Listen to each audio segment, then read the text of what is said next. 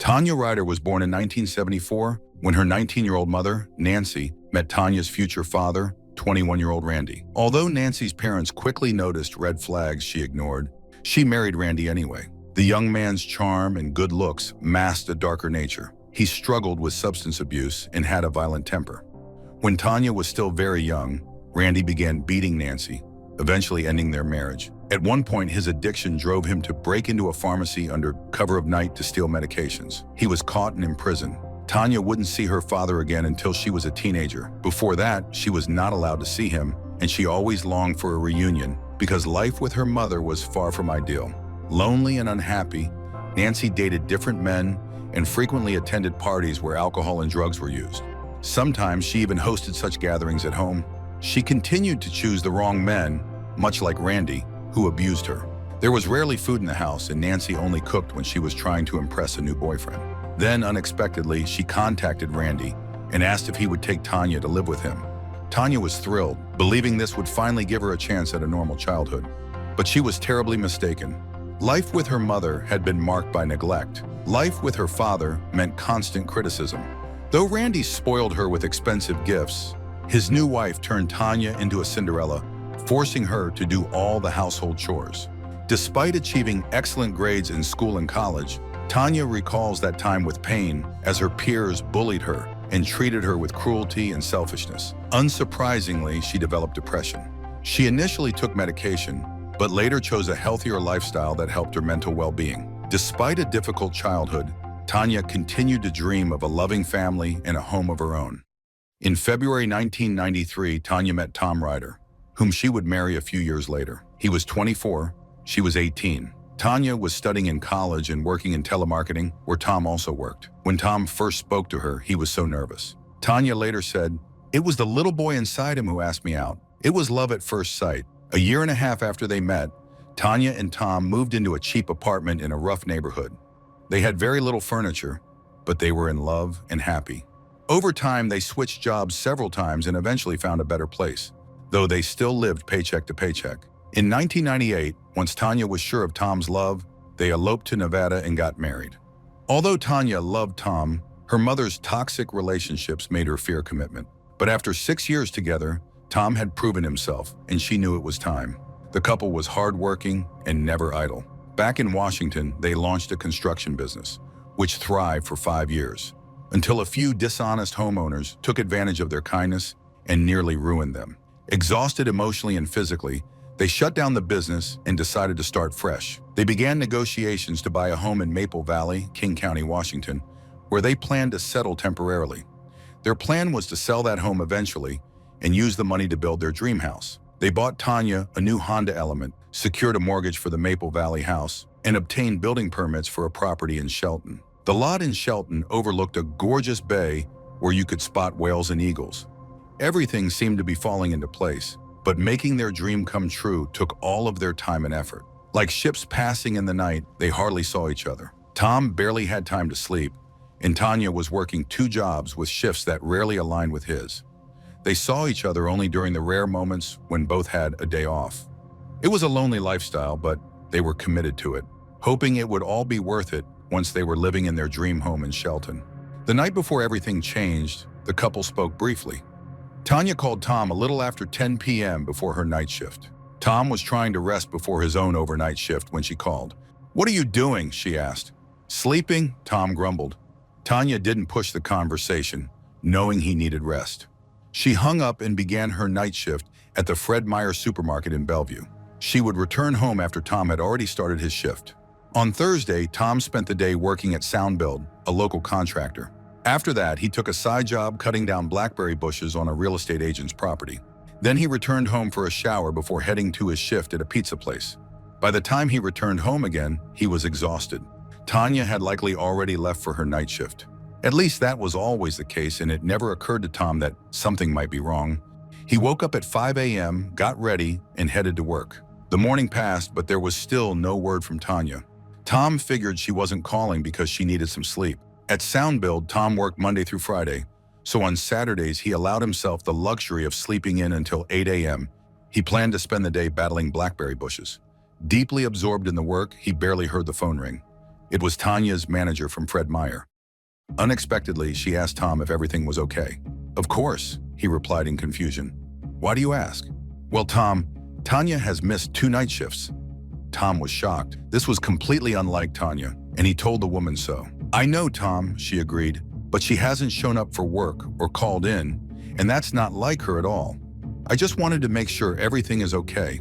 Tom couldn't process what he was hearing. He was too exhausted to react quickly. When did you last see her? She left on Thursday morning around 9, the woman said, her voice growing increasingly worried. And Tom, she's not answering her phone. Tom frantically tried to recall when he had last spoken to her. When had he called her? When had they last talked? Tom promised to find his wife and then contact her boss. He jotted down her number and ran to his car. He called Tanya's cell, no answer. He called again and again, still nothing. After several attempts, he left a voicemail. Then he contacted Tanya's manager at her second job, the Nordstrom Rack department store, and found out she hadn't been scheduled to work Friday, but she was now late for her Saturday shift and still hadn't called in. The manager, like everyone else, knew Tanya would never miss work without letting someone know. If Tanya wasn't at work, she would be home. So where was she? It finally hit Tom. Tanya was missing, and no one had seen her in 36 hours.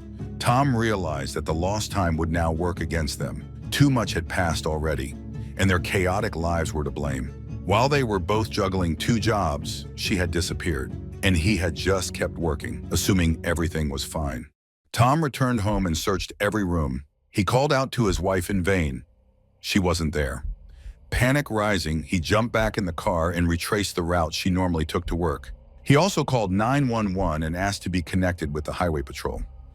They told him there were no reports of an accident involving Tanya Ryder or her vehicle. He called local hospitals. No one had seen her. What else could he do? He called 911 again. He explained that his wife had been missing since Thursday. The operator promised to send an officer to meet Tom and take a missing persons report. Tom said he would meet the officer outside Tanya's workplace. When the officer arrived at Nordstrom Rack, Tom explained the situation.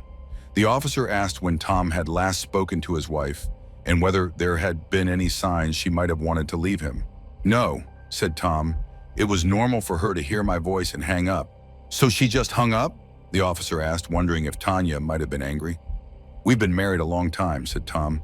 She's mad at me half the time. Yeah, we argue. We're married. So you're sure she didn't just leave you? Maybe she'd had enough. Tom knew Tanya hadn't left him.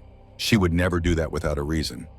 Besides, she would have taken some or all of their money. But all she had was the Nordstrom Visa card. The officer asked where Tanya had last been seen, then stepped outside to call the station. When he returned, the officer said, "We found surveillance footage showing Tanya getting into her car after her shift and heading onto the highway. But my sergeant informed me this is where our involvement ends. You'll need to contact a different department because once she left work, she left our jurisdiction." So you're telling me I have to call 911 again when I get home? Tom asked, incredulous. The officer confirmed it. Tom had to call 911 again to be connected with the appropriate department. Back home, Tom called 911 again, but the operator didn't seem particularly concerned about the missing woman. "Did you check the hospitals and jails?" the operator asked. Tom explained that the hospitals were his first call. He hadn't checked the jails. If Tanya had been arrested, she would have called him for bail. "You can't file a missing persons report until you've checked the jails," the operator said coldly and hung up. Tom was furious. He ran upstairs and searched online for jail contact info. He checked every local jail's online database. No record of Tanya Ryder.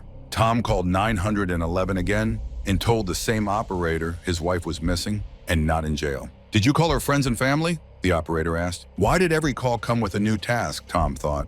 He said, "She doesn't have many friends and is estranged from her family. I can't take a report until you contact her family," said the operator. "She's an adult. She can go wherever she wants." "You're saying that if she's an adult, she has the right to die?" "Call back when you've contacted her family," the operator said and hung up. Tom called Tanya's relatives. Just as he expected, none had heard from her in a long time. Holding back rage, he called 911 again. "Has she ever had mental health issues?" the operator asked. Tom replied, "She's mentally healthy. She had depression, but she's managing it. What medication is she on?" "None. She treats it with diet and organic foods."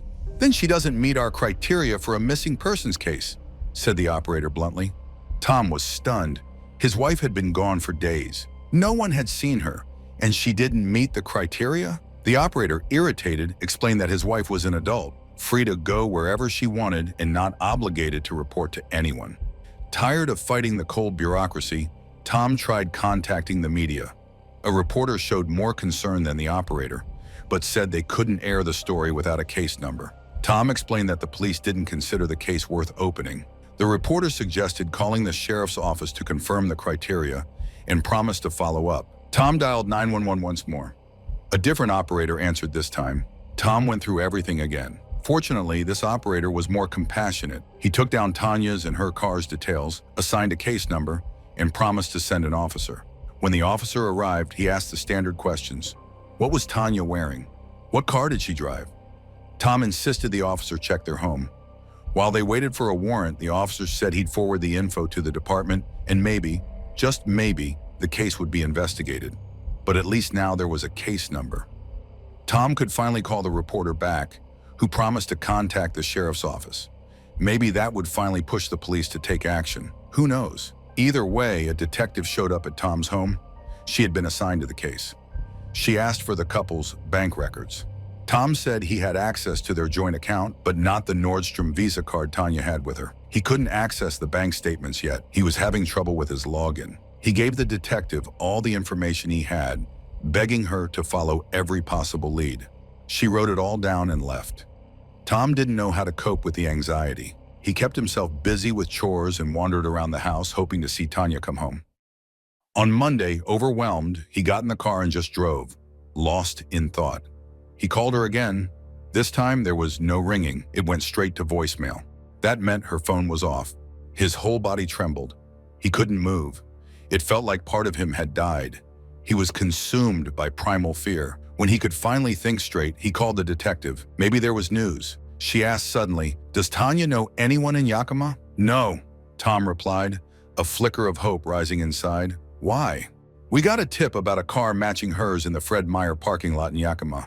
Tom was ready to believe Tanya had left him, as long as she was alive. But after thinking it over for a moment, he asked the detective again why she believed it could be Tanya's car. She replied that a Ryder family bank card had been used there to purchase fuel. Tom's heart sank. He was the one who had used the card to buy gas that day. Tom asked why they were checking a card that was at home with him and not with his missing wife. The detective replied as if he had told her he didn't have access to their joint account. Tom said, of course he had access to the joint account, but not to the Nordstrom Visa card. He tried to speak gently so as not to anger the detective, who nevertheless blamed him for the misunderstanding. She again asked him for a printout of the account activity, and again he had to explain that he couldn't provide it. Tom began to feel like no one was listening to him, or that the police didn't really care about Tanya's disappearance. He didn't understand why the police were doing nothing and just taking their frustration out on him. He decided to push them into action. The man started handing out flyers and doing everything he could to keep the case from being closed at the first opportunity. He announced a $25,000 reward. At 8 a.m. on Thursday, Tom was driving on autopilot from exhaustion and lack of sleep. A detective called and asked him to answer what were supposedly routine questions. Tom agreed to come into the station. There, the police suddenly suggested he take a polygraph test. Tom gladly agreed. Finally, they would see that he had nothing to do with his wife's disappearance and would begin a real investigation. But during the test, he saw disgust on the faces of the detectives and the polygraph examiner, as if they already believed he was guilty. Was she okay the last time you saw her? Did you upset her in any way? Have you ever hit her? The examiner pressed, which only upset and irritated Tom more.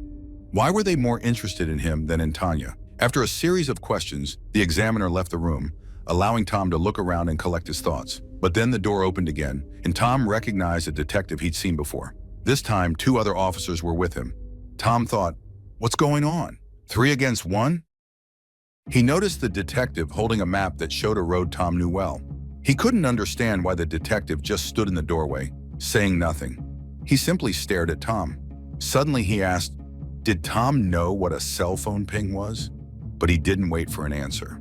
The detective showed Tom the map and explained that all the recent calls made to Tanya's phone had gone through the same cell tower. For the past 8 days, all calls had pinged the same tower. They were watching Tom's reaction. Time seemed to slow down. Tom barely felt present in his own body. He was tired of waiting for the next words. "And," the detective said, "we found her car," then paused again. Tom couldn't take it anymore. "And," he repeated, "we found her car in a ravine. She's still inside." Tom's heart pounded wildly. Why was the detective being so vague? Is she alive? "We don't know," said the detective. "They're still trying to reach her, and then she'll be taken to the hospital." It turned out that investigators had mistakenly assumed only Tanya Ryder had access to the couple's joint account, and the activity on it led them to believe she had run away. Once detectives realized that Tom also had access, they were able to obtain the data on Tanya's cell phone location, which ultimately led them to the spot where her car had veered off the road. Because of the misunderstanding about account access, the sheriff's office had no valid reason to request a warrant from the phone company for 4 days after Tanya was reported missing. Her mobile carrier, Verizon Communications, refuses to release such information unless the police promise to provide a warrant within 24 hours. If we had gained access to the phone data earlier in Tanya Ryder's case, she would have been found on Monday, September 24th, not the 27th, admitted King County Sheriff Sue Rohr. When Tanya regained consciousness in the hospital and saw Tom, her expression softened and her eyes filled with tears. She was alive, and the people closest to her, Tom and her mother Nancy, were there. It seemed the worst was over, but it wasn't time to relax just yet. As it turned out, Tanya's body had been severely injured in the crash. Her bones were broken, her lungs were damaged, and she had gone several days without food or water. Tanya was transferred to the intensive care unit and placed in a medically induced coma. Doctors faced a difficult decision: amputate Tanya's leg or attempt a fasciotomy, a complex and not always successful procedure. Fortunately, another miracle awaited Tanya, and the procedure was successful. There were still long months and even years of recovery and physical therapy ahead, but she was alive and grateful for the support of the man who never stopped trying to find her. The cause of the crash was never determined, although both the police and Tanya's husband believed she may have simply fallen asleep at the wheel due to her exhausting schedule working 2 jobs. Tanya Ryder decided to learn from her experience and share her story with others by writing a book in which she described everything she went through during those 8 helpless days in the ravine. Despite everything that happened, she maintained a positive outlook on life.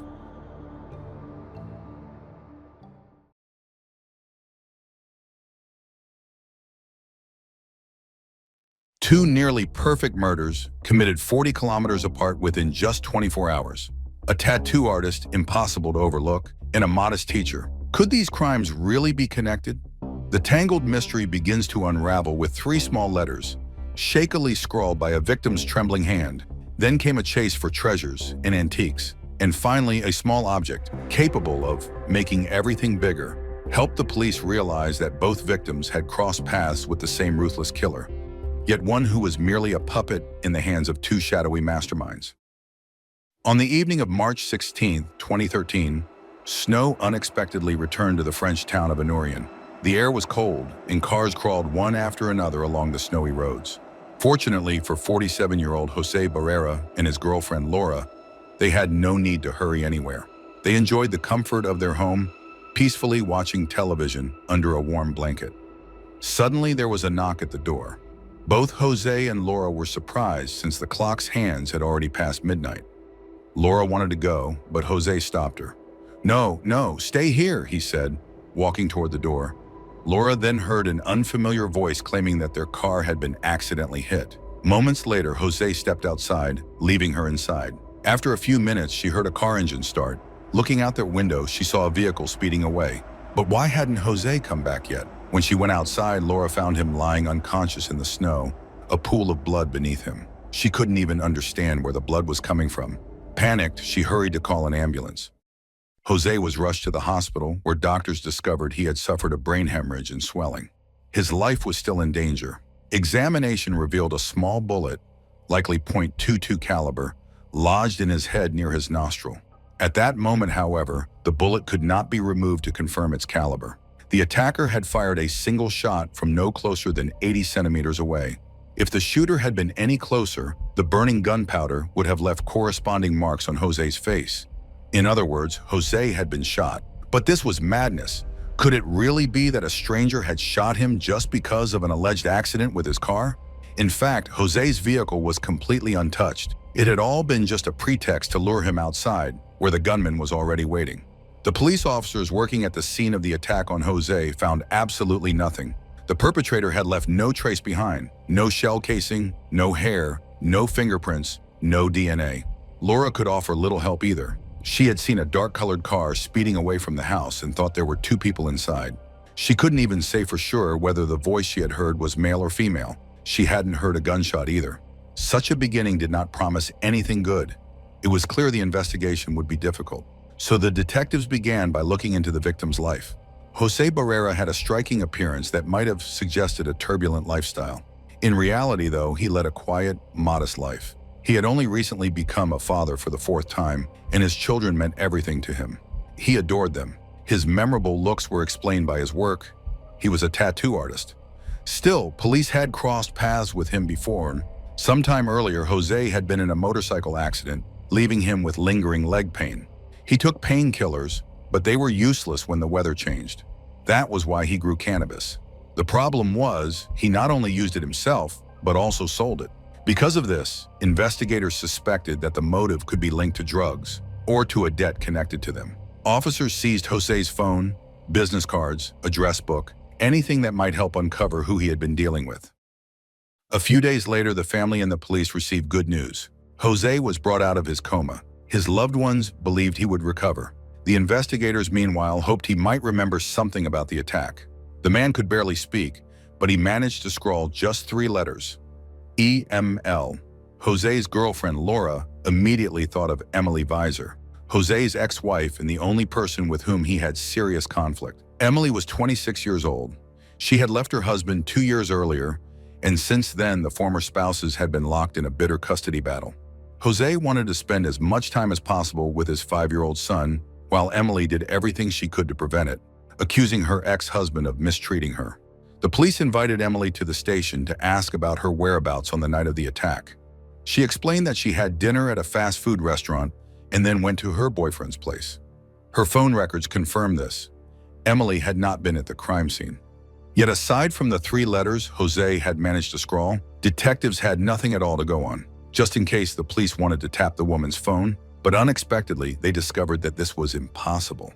And that was because her phone was already being monitored by the police in connection with another case, one that had taken place just a day before the attack on Jose, 40 kilometers from his home in the village of Caumont. On Friday, March 15, 2013, as she did every Friday, Miriam arrived at the home of her beloved 45-year-old Dominique Laplace. She was surprised when Dominique didn't answer her knock at the door. Her surprise grew when she realized the door was unlocked. Pushing it open slightly, she immediately saw Dominique lying face down in the hallway, barefoot in a pool of blood. Miriam rushed to the phone, but there was nothing anyone could do for Dominique anymore. When the paramedics and police arrived, they determined that the man had received a single, precise, and powerful stab to the heart. That one blow was enough to kill him, as Dominique's heart was practically cut in 2. But the killer did not stop there. The victim's body was covered with multiple hematomas. Bruises were found on his forehead, both shoulder blades, his right forearm, the left side of his nose, and the upper part of his skull. His arms also bore wounds indicating that Dominique had tried to defend himself. Investigators concluded that Dominique had been having dinner when the killer knocked on his door. As soon as the homeowner opened it, the attacker struck. That meant the assailant had come already armed with a knife. He knew he was going to kill. This could not have been a robbery, since apart from Dominique's phone and rifle, nothing appeared to be missing. Nevertheless, the intruder had searched the house. Was he looking for something specific, or was it merely an attempt to stage a break-in? Most likely the latter. The killer left no trace behind. No fingerprints, no hair, no DNA, nothing. Which meant that in this case too, there was neither a murder weapon nor any physical evidence. As for the time of death, the last time Miriam spoke with Dominique was on March 14, 2013, at 5:49 p.m. He seemed busy and promised to call her back, but never did. He turned off his computer at 6:55 p.m., but did not turn it or his phone back on the next morning, as he always did. Thus, he died either in the evening of March 14th or during the night of March 14th and 15th. Dominique was a dedicated teacher, passionate about his work. He lived alone in his modest house and had no children. He had known Miriam for a long time since his student days. For a while, they lost touch, but eventually reunited. His relationship with Miriam was wonderful. Dominique's friends and relatives also loved, valued, and respected him. And yet someone had driven a knife into his heart. Digging into his life, detectives found only one person with whom Dominique had had serious difficulties: his ex-girlfriend, Veronique Pierre. They had once been madly in love, living together for 13 years, though during that time they broke up and reconciled around 8 times. They first met after Dominique was in a car accident that left him with a broken femur. While in the hospital, he fell under the spell of a striking nurse. Veronique may not have been a beauty in the classic sense, and she was more than 10 years older than him, but she impressed Dominique with her extravagance. She was kind, yet incredibly hot-tempered. Combined with her pathological jealousy, this was a recipe for disaster in Dominique's life. It is little surprise that on one occasion, Veronique hurled a flower pot at his head, breaking 2 of his front teeth. Dominique's friends recalled that after Miriam came back into his life, Veronique flew into a rage. And beyond her jealousy, Veronique had another possible motive to attack her ex and search his house: a real treasure.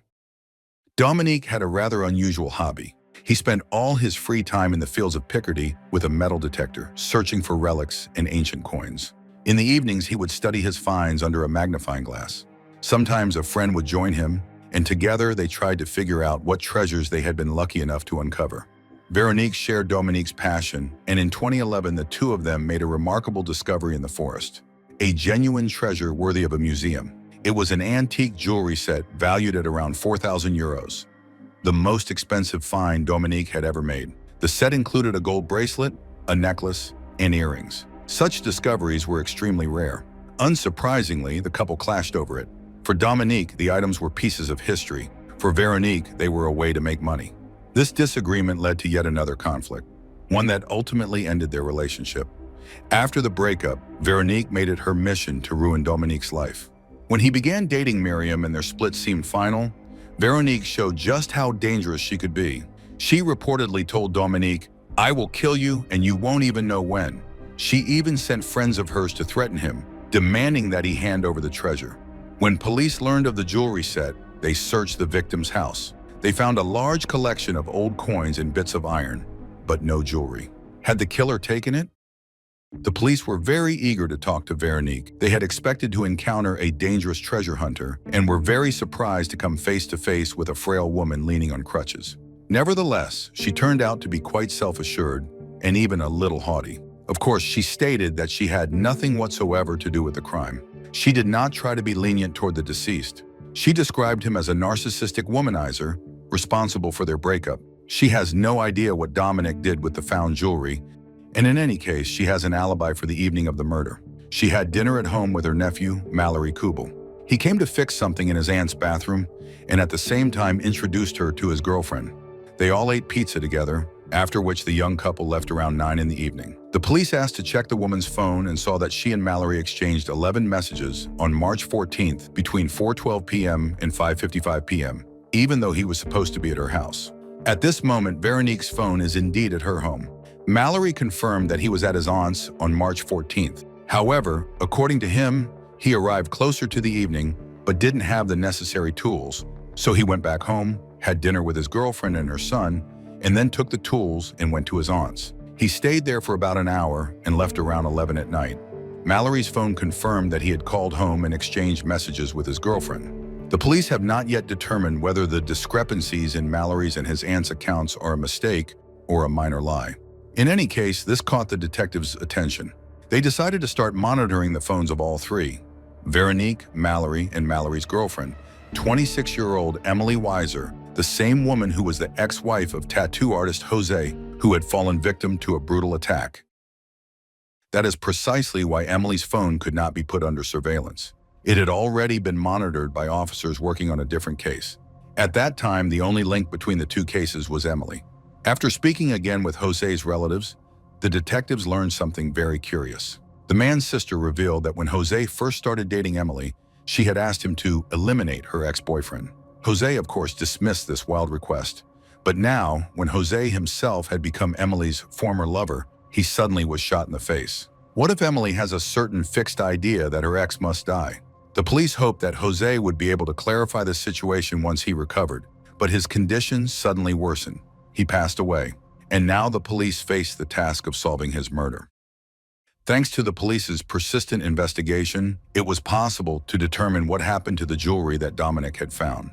The man had sold it 2 years earlier for 3,000 euros. This meant that if the killer had come for the treasure, he would have faced bitter disappointment.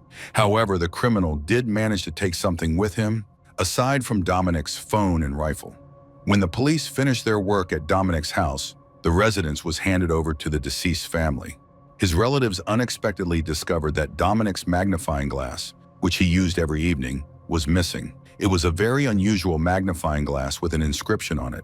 It was not unique, but such models were very rare. While the theft of the rifle could be explained, why would the criminal take the magnifying glass? Could it be that he was also searching for ancient treasures? Or did he take it as a trophy? In either case, the only person for whom the magnifying glass could have any real value was Veronique. Therefore, on November 20th, 2013, at 9 o'clock in the morning, police officers arrived at the woman's house with a search warrant. In her home, they found neither the stolen phone nor the blood-stained clothing. Only the magnifying glass remained as a hope. One of the officers tried to put himself in Veronique's shoes to figure out where she might keep the trophy. Obviously, most often, the woman spent time on the sofa in the living dining room, and when he turned his head 360 degrees, the officer saw on the shelf behind the sofa what he had been looking for: Dominic's magnifying glass. This was the first and only time during the investigation that Veronique was left speechless. The police now had evidence linking her to the crime scene. The police immediately arrested the woman. But at the police station, she quickly recovered. The woman indignantly denied any involvement in the crime. After all, she knew that aside from the magnifying glass, the investigators had nothing. What she did not know was that, at the same time, the police had brought her nephew Mallory and his girlfriend Emily to the station. The police knew that the victims, Jose and Dominic, had never crossed paths. In fact, the only link between them was not Emily, but Mallory. He was the young man who knew Emily, Jose's ex-wife, and Veronique, Dominic's former lover. The police became interested in him and conducted a search of the home Mallory shared with Emily. There they discovered an exact floor plan of Jose's house. Mallory explained that he had drawn the plan intending to turn Jose into the police as a drug dealer, but changed his mind and left the plan at home. That was why the police found it. Of course, the investigators did not believe this story. They decided to put pressure on what seemed to them the weakest link in the trio. The police were right in assuming that Emily would be more cooperative. She had a small child who had already lost his father, and she could not leave him without a mother. Emily began to talk. The truth emerged gradually, but by evening, the detectives already knew that Mallory Kubel and his aunt had killed Dominic. At that time, Emily was at home with her mobile phone, pretending to be her boyfriend and exchanging messages to provide him with an alibi for the evening. When the other suspects were informed that Emily had started giving testimony, they realized that her confession changed the rules of the game. Their lawyers advised them not to resist and to follow her example. This is how it all began and what really happened. When Emily started dating Mallory, she began her usual refrain about needing to get rid of her ex. But this time, she acted more subtly. She told Mallory every day that Jose had supposedly behaved badly and even abused her when the couple was going through their hardest times. In 2009, the couple had another child, a boy, who was diagnosed with a rare tumor by the doctors. He spent a year in the hospital. This was very hard on both parents, but Jose supposedly became increasingly harsh toward Emily and allowed his friends to flirt with her. Unable to bear it, she left her husband and demanded that he stay away from the children. But Jose understood that the boy might not survive and continued to visit him in the hospital. Emily claimed that it was in the hospital, where their sick child was, that Jose had abused her. It is worth noting that the police and the investigating judge did not believe her. They knew that Jose was deeply grieving the loss of a child, was crushed, and had even lost 30 kilograms. However, Mallory unfortunately believed Emily. Considering that Jose had decided to fight for custody of their other child, Emily became convinced that Jose had to disappear. On the evening of March 13, 2013, Emily had dinner with Mallory and Veronique and again spoke about the suffering Jose had caused her. She could no longer tolerate his interference in her life with her son. She saw only one solution. Unable to resist her pressure, Mallory decided to get rid of his beloved from Jose. but he had never killed anyone before, so he asked his aunt for help. Veronique agreed willingly, but with one condition. "My dear, of course, I will go and help you kill Jose, but first we must kill Dominic." Thus they made a pact, one murder for another. All the roles were assigned. The aunt and nephew armed themselves with a wig, gloves, and a pistol and went to Dominic's house. Emily was supposed to create the impression that Mallory was not at the crime scene. Mallory knocked on Dominic's door. Through the door, he explained that his car had broken down. Dominic, a very kind and responsive man, opened the door. Mallory immediately attacked him. The men grappled, but the struggle was brief. Dominic fell, pierced by a knife in the heart. Suddenly, Veronique intervened. She pounced on the dying man and began beating him with the pistol. She seemed to have gone mad. She kept hitting him over and over. Finally, she stood up and looked at Mallory. Veronique was ecstatic. She rejoiced. She kissed her nephew and said, "Thank you, my dear." On the way back, the accomplices burned their clothes. They had planned to kill Jose the same day, but Mallory became ill. He was nauseous after the nightmare they had committed. Therefore, the next day, while Emily was at home, the accomplices set out again despite the bad weather. They were rushing to Jose. Veronique knocked on Jose's door. She lied that she had hit his car. Under this pretext, she lured him outside and led him to a corner where Mallory, with the rifle stolen from Dominic, was waiting. After a single shot to the head, Jose was killed and the accomplices hurriedly fled. Mallory was charged with the murder of 2 men. His aunt and girlfriend were charged with complicity in the murders. But a new drama was about to unfold, turning everything upside down.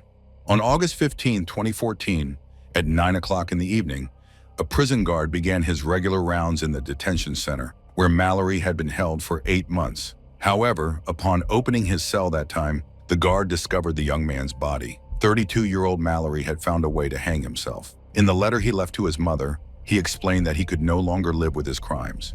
He could not bear the deaths of 2 people. Paradoxically, he may have been the only one among the accused to show any compassion for the victims in this case. Upon learning of her nephew's death, Veronique hurried to take the opportunity to claim that there had been no pact. That fateful evening, she said, she had gone to Dominic to talk, to ask if he still loved her. But instead, Mallory suddenly attacked the man. During the assault, Veronique supposedly stood behind her nephew and could not foresee the strike. It was entirely Mallory's personal initiative. The wig and gloves she wore, she claimed, were because it was chilly and she wanted to look good. Possibly. But why did she go with her nephew to Jose's house the next day? And could she really not see the rifle? According to Veronique, the second crime was also unexpected for her. She was genuinely shocked by Dominic's death and was in a state of trauma. So the next day, everything happened mechanically. The idea of luring Jose out of the house under the pretext of a broken car belonged to Mallory. Once again, she expected nothing and could even have been injured as she stood next to Jose when her nephew fired. Thus, the aunt decided to shift all the blame onto her nephew, whom she simply adored. In a sense, Veronique had been like a second mother to him, as his relationship with his parents had been complicated. Many years earlier, she had saved his life. The young Mallory had a congenital intestinal defect, and because Veronique was a nurse, she was able to help him in time and save him. From childhood, Mallory found comfort in visiting his aunt during holidays. And when at 20, he experienced a personal tragedy after a car accident that took his younger brother's life. His aunt was there to support him as always. Over the years, a single look from his beloved aunt was enough for Mallory to understand that he had to kill Dominic. Mallory had never met Dominic, and there had been no quarrels or conflicts between the men, and now Veronique was trying to convince the police and the investigating judge that Mallory had decided out of the blue to kill her ex-boyfriend. The trial began on November 14, 2016. Veronique and Emily were tried together. They faced life imprisonment. Would they try to place all the blame on Mallory? Of course. The defendants claimed that they could not have made a pact because they had only met that evening. But the prosecutor had an unpleasant surprise for them. A photograph taken just a few days before Dominic's murder. The image clearly showed that the truth was far from the comedy that unfolded during the court proceedings. During the trial, Emily pretended to be an innocent victim in the story. Veronique, on the other hand, behaved offensively, especially toward the families of the victims. She blew them air kisses and even dared to claim that, as he was dying, Dominic had turned to her and said, "Forgive me, my dear. I love you." It was horrifying. But the victims' families conducted themselves with dignity. They hoped that the defendants would be justly punished under the law. Finally, the court delivered its verdict. Veronique was sentenced to 20 years in prison, and Emily received only 10 years. However, since Emily had already served nearly 3 years, she was released a few months later and returned to her child, Jose's son. The victim's relatives consider this outcome unjust, believing the punishment too lenient for both accomplices. After all, Mallory had merely been the armed hand of 2 women who were in conflict with their exes. It was these women who decided the fate of 2 men in a single evening. This is an incredible story of collusion between 2 vengeful and unscrupulous women, almost a perfect murder.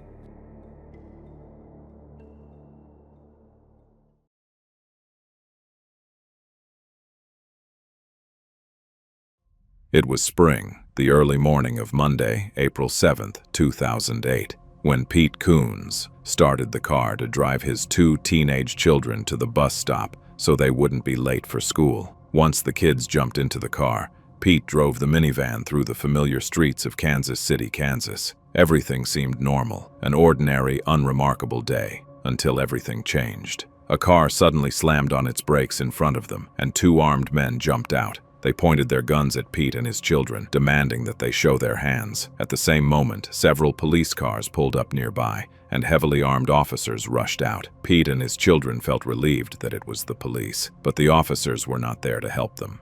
They were there to arrest them.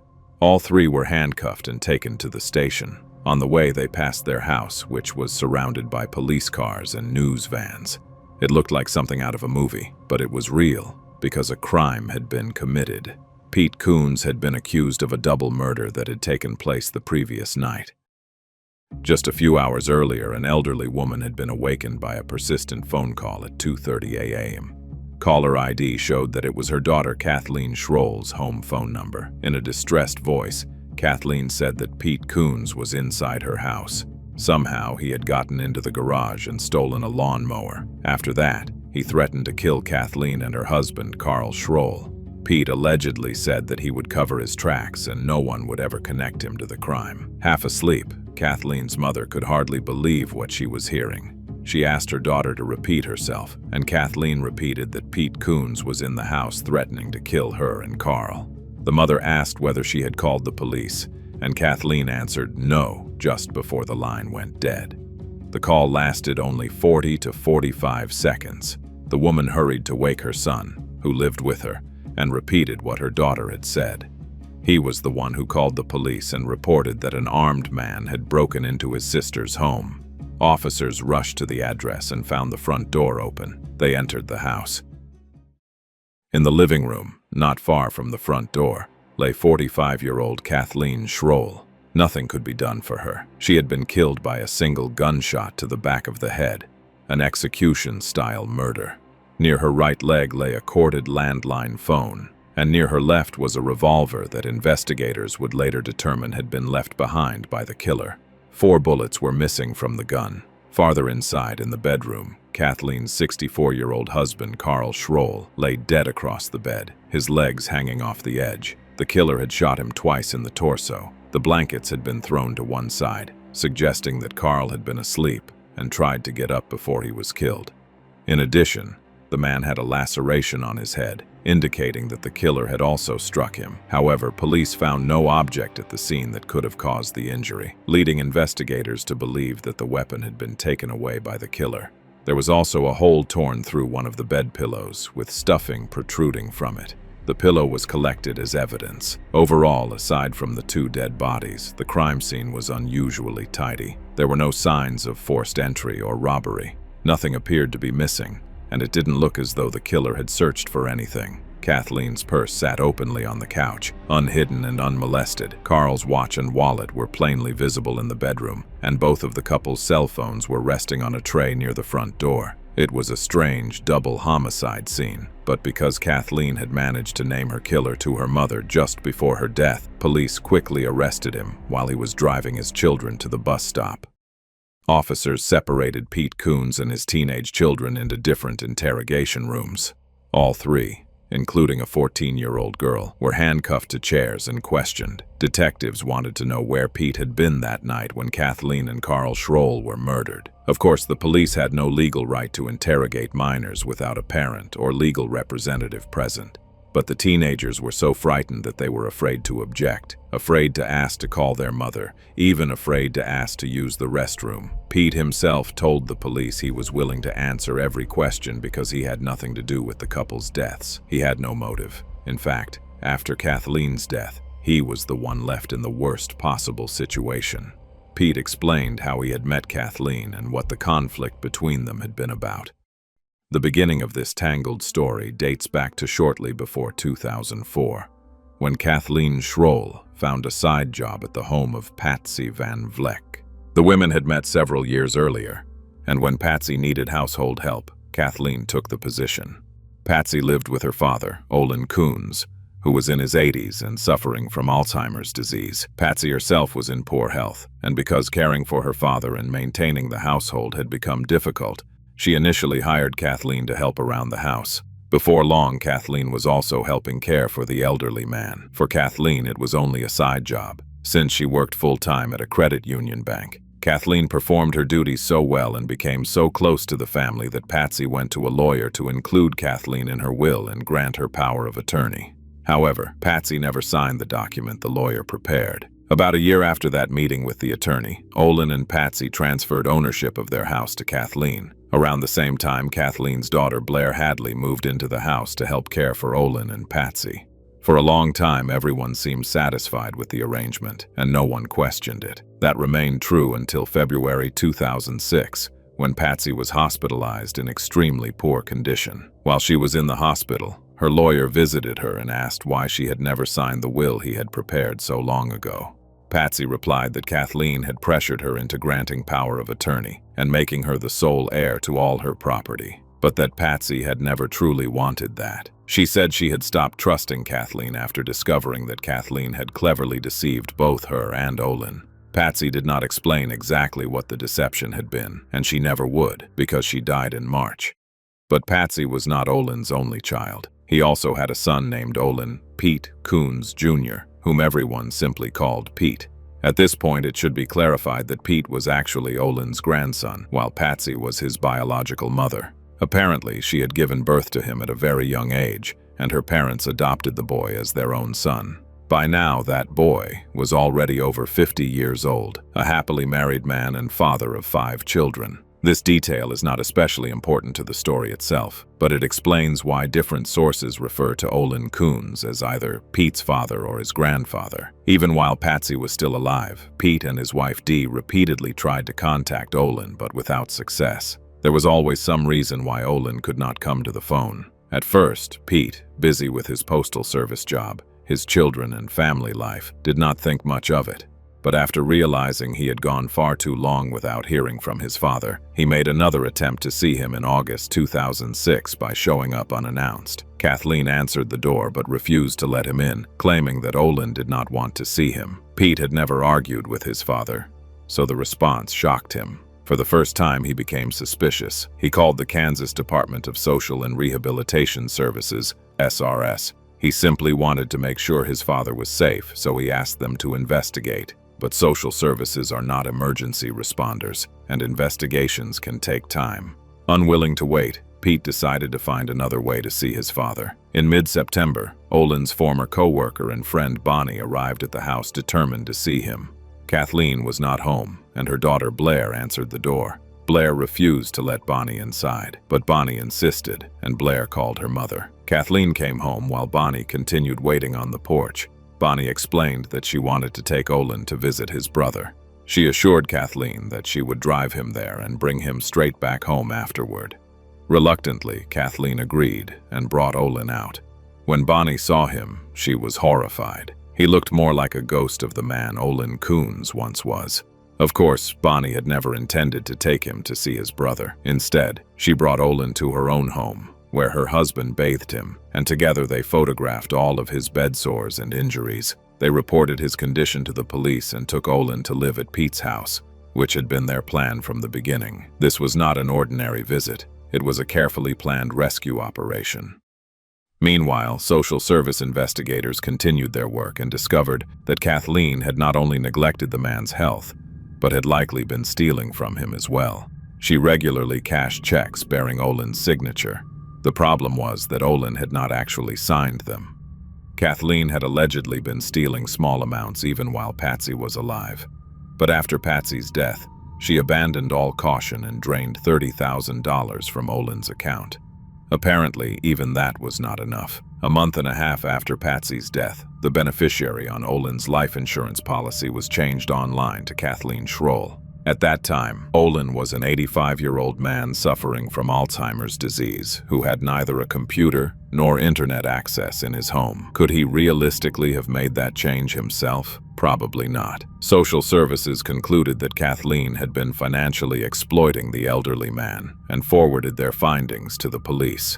After receiving the report, Pete Coons managed to reclaim his father's house for the family by evicting Kathleen and her daughter Blair. He also repossessed Olin's vehicles, which had been parked outside Kathleen's home. Kathleen hired a lawyer, expecting criminal charges. No charges were ever filed against her, but the threat of prosecution hung over her like the sword of Damocles. In January 2007, just a few months after the rescue operation carried out by Pete and Bonnie, Olin Coons died of natural causes at the age of 86. After his death, there remained a $46,000 insurance payout claimed by both Pete and Kathleen.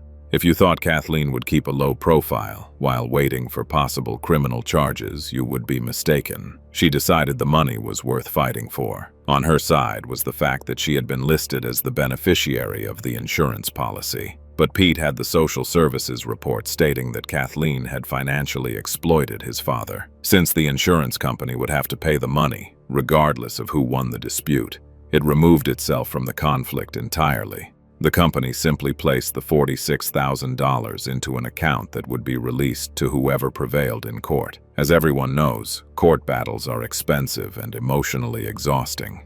So Pete contacted Kathleen and offered to settle things amicably. She would receive $11,000 while the rest would go to him.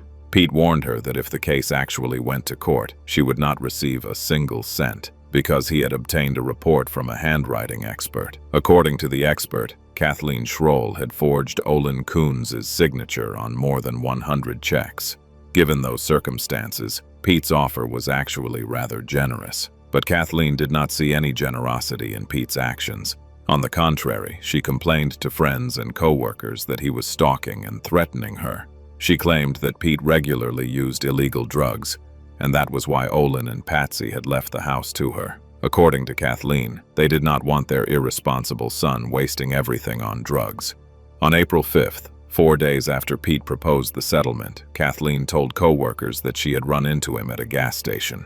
She claimed he became furious when he saw her and declared that she would never spend another penny of his father's money.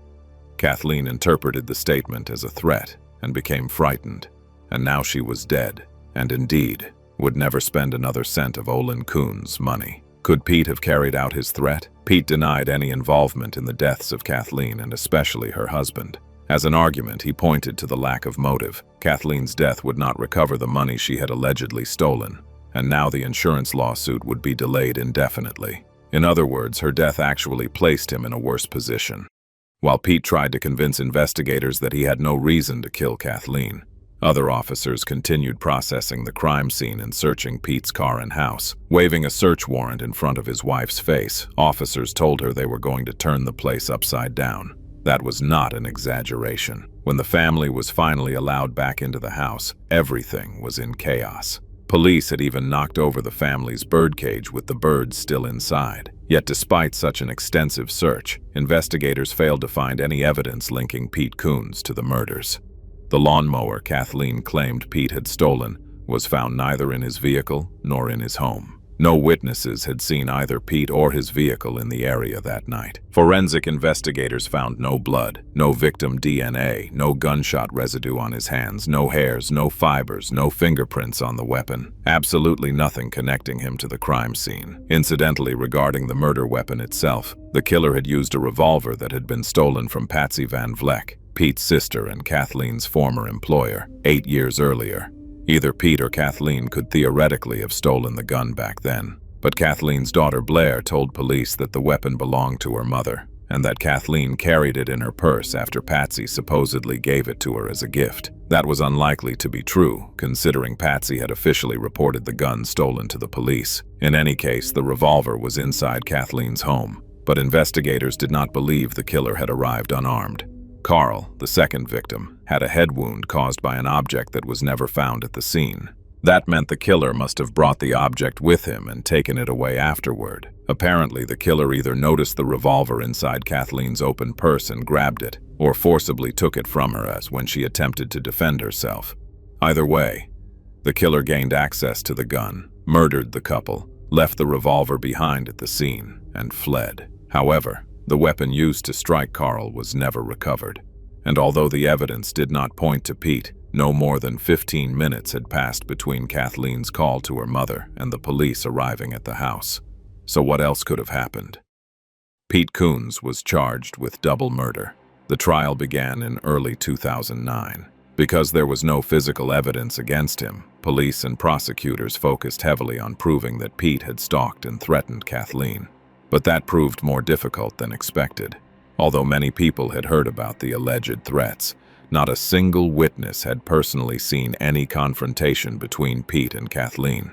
Everything comes solely from Kathleen's own stories, and each time, the details changed slightly. Kathleen told her mother that she had reported Pete to the police. She told her daughter that she had repeatedly called emergency services about him, yet police records contain no such reports. She told her brother that a court had forbidden Pete from approaching her.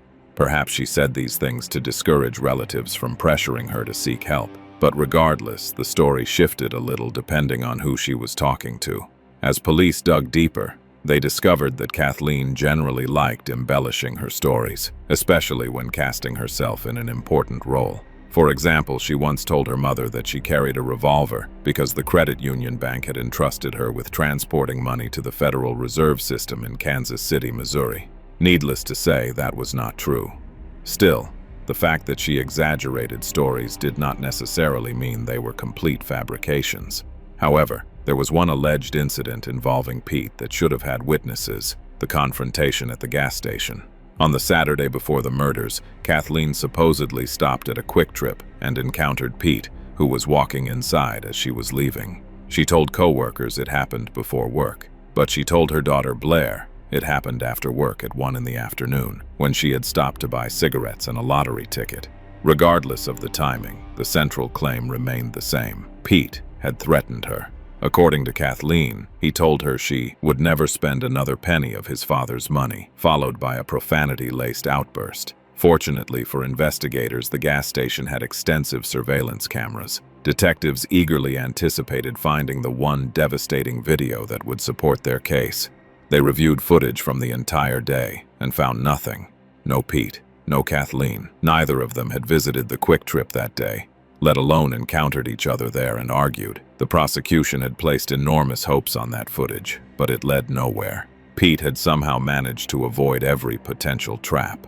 Even the late-night phone call Kathleen made to her mother was peculiar. The elderly woman heard nothing on the other end except her daughter's voice. No footsteps from Pete walking through the house, no shouting, no struggle, and certainly no gunshots being fired at Carl. The prosecution's case was openly weak. Probably realizing this, prosecutor Ed Brancard offered Pete a plea deal.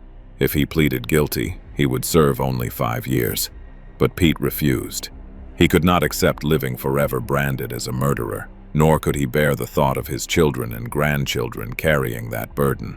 Besides, he actually had an alibi. Even though the attack happened in the middle of the night, several witnesses were prepared to testify where he had been. Pete's eldest daughter, Mariah, had invited her boyfriend Ross over that evening. Today, he is her husband.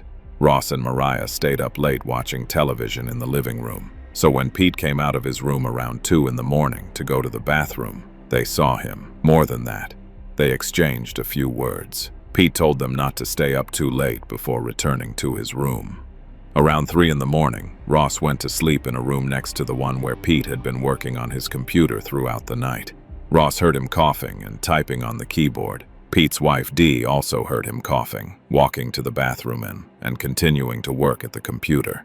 Since the attack occurred at approximately 2:30 a.m., something known with certainty because Kathleen had called her mother, It was highly unlikely Pete could have slipped out of the house, especially because his minivan had been blocked in.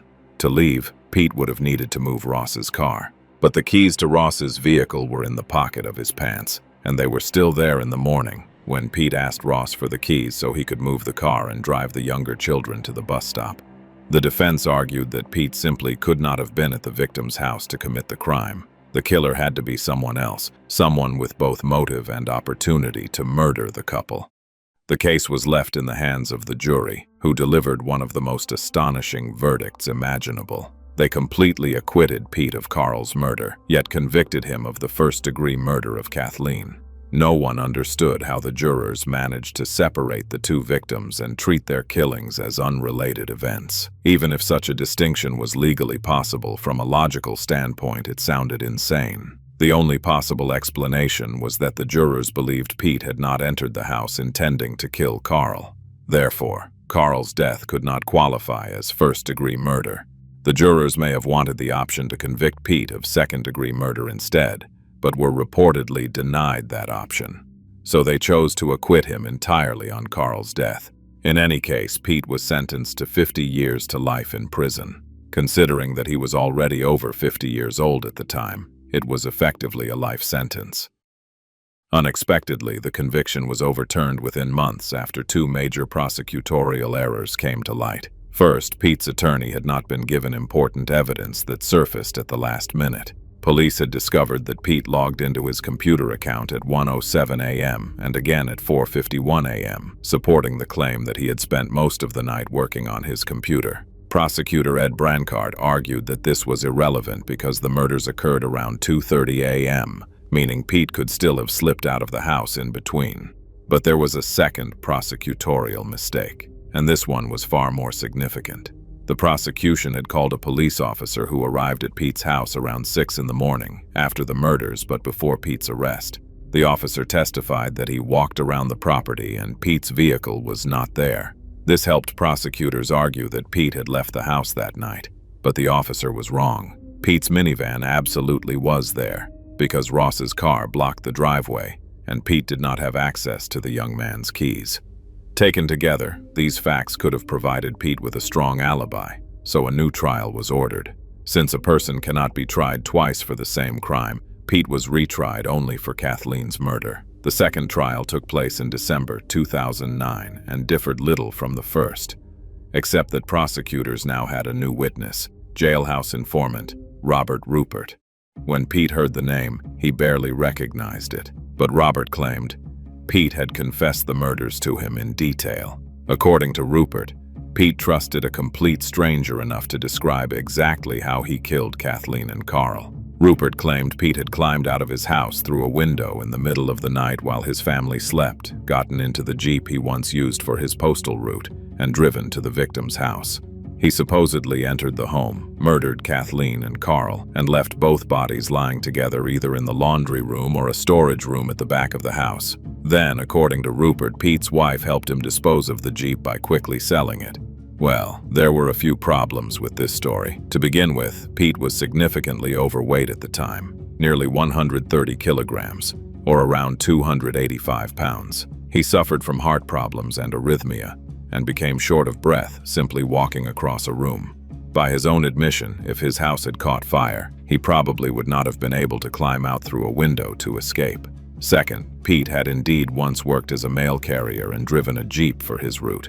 But because of his declining health, he had been forced to retire early since the job had become physically impossible for him. He had sold the Jeep a full year before the murders and no longer had any access to it. Finally, the victims were not found in the same room, nor in the positions Rupert described. Aside from the victims' names, virtually nothing in the informant's story matched the physical evidence. Yet the jury was expected to believe that Pete truthfully confessed to the murders while somehow lying about nearly every detail of how he committed them. How desperate was the prosecution to put this man on the witness stand? Their theory essentially became this: 51-year-old Pete Coons, an overweight man with serious health problems, climbed out a window in the middle of the night, took a Jeep he no longer had access to, entered Kathleen and Carl's house without leaving a single trace of forced entry or forensic evidence, dramatically announced his intention to kill them like the villain in some over-the-top Hollywood finale, and then allowed Kathleen to spend nearly a full minute calmly speaking to her mother on the phone. Then, according to this theory, he snatched the phone away so quickly that Kathleen's mother never even heard him approach before the call disconnected. Afterward, he walked into the bedroom, struck Carl on the head with some unidentified object, and shot him twice. Then he returned to the living room, where Kathleen had apparently waited obediently for her fate, and shot her in the back of the head. He discarded the revolver at the scene, and left without getting so much as a drop of blood on his clothes, despite the fact that the shot to Kathleen's head was so violent that blood spatter reached the ceiling. Yet somehow, not a single drop landed on Pete, and there was still the mystery of the fourth bullet fired from the revolver. Informant Robert Rupert claimed Pete fired the fourth shot outside the house, but the revolver itself was found inside. So did Pete fire a random shot before entering the house to murder the couple? Or afterward? Did he decide that Kathleen's phone call to her mother was not enough, and that he also needed to alert the neighbors to call the police? Finally, there was the phone call itself. According to Kathleen, Pete Coons had entered the house and was threatening to kill her and her husband. She did not say, "He killed Carl." That means both victims were still alive during the call. So there is supposedly a man inside the house threatening to murder her and her husband. And what does Kathleen do? She picks up a phone while standing less than 2 meters from the front door and calls not the police, but her mother. Both her and Carl's cell phones were sitting on the table by the entrance. If she had enough time to pick up the landline and talk for more than 40 seconds, then she had enough time to grab a cell phone, dial 911, and run out the front door. In other words, she feared for her life, yet remained standing there making a phone call to her mother. Her actions might have made sense if she believed death was inevitable and simply wanted to say goodbye. But that is not what she did. Instead, she specifically named her alleged killer, and even took the time to tell her mother that he would find a way to cover his tracks. Throughout all of this, Pete Coons remained convinced that the phone call had never happened at all, because he could not understand its purpose or logic. He believed the jury would recognize how absurd the prosecution's version of events was, but the jurors remained stubborn. They reached the exact same verdict as before. Pete continued filing appeals and eventually succeeded in reducing his minimum sentence to 25 years, but his ultimate goal remained complete exoneration. Years passed, and the office of District Attorney Ed Brancart was eventually taken over by his successor, who created what became known as the Conviction Integrity Unit, CIU. This is a division within a prosecutor's office that reviews past convictions.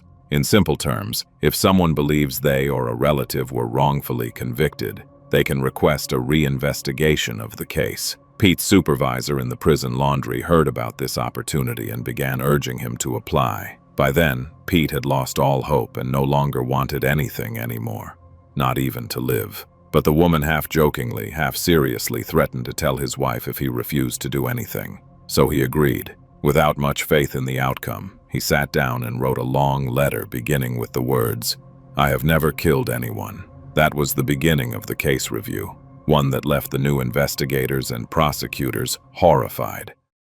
First of all, the new team found the fourth bullet fired from the revolver. If you remember, there had been a pillow with a hole in it lying near Carl's body on the bed. Guess where the bullet was? Inside the pillow, and the pillow had actually been collected as evidence. How could investigators examine a pillow with a bullet hole lying next to a man shot to death and somehow fail to find the bullet? The discovery completely destroyed the police theory that Pete had first struck Carl on the head with another weapon and then used Kathleen's revolver to shoot him. In reality, the wound on Carl's head had been caused by a bullet grazing him while he lay asleep in bed, as someone attempted to shoot him. The bullet went into the pillow. Carl awoke from the sound of the shot and began getting up, and the killer then fired 2 more rounds into his torso. Of course, the killer still could have been Pete, but this meant the killer had arrived unarmed. At the very least, that cast serious doubt on the theory of premeditated murder if Pete truly had been inside the Schroll house that night. And things became even stranger. The bullet in the pillow indicated that Carl had been asleep when the first shot was fired. So according to the prosecution's theory, there was supposedly a man inside the house threatening to kill the homeowners.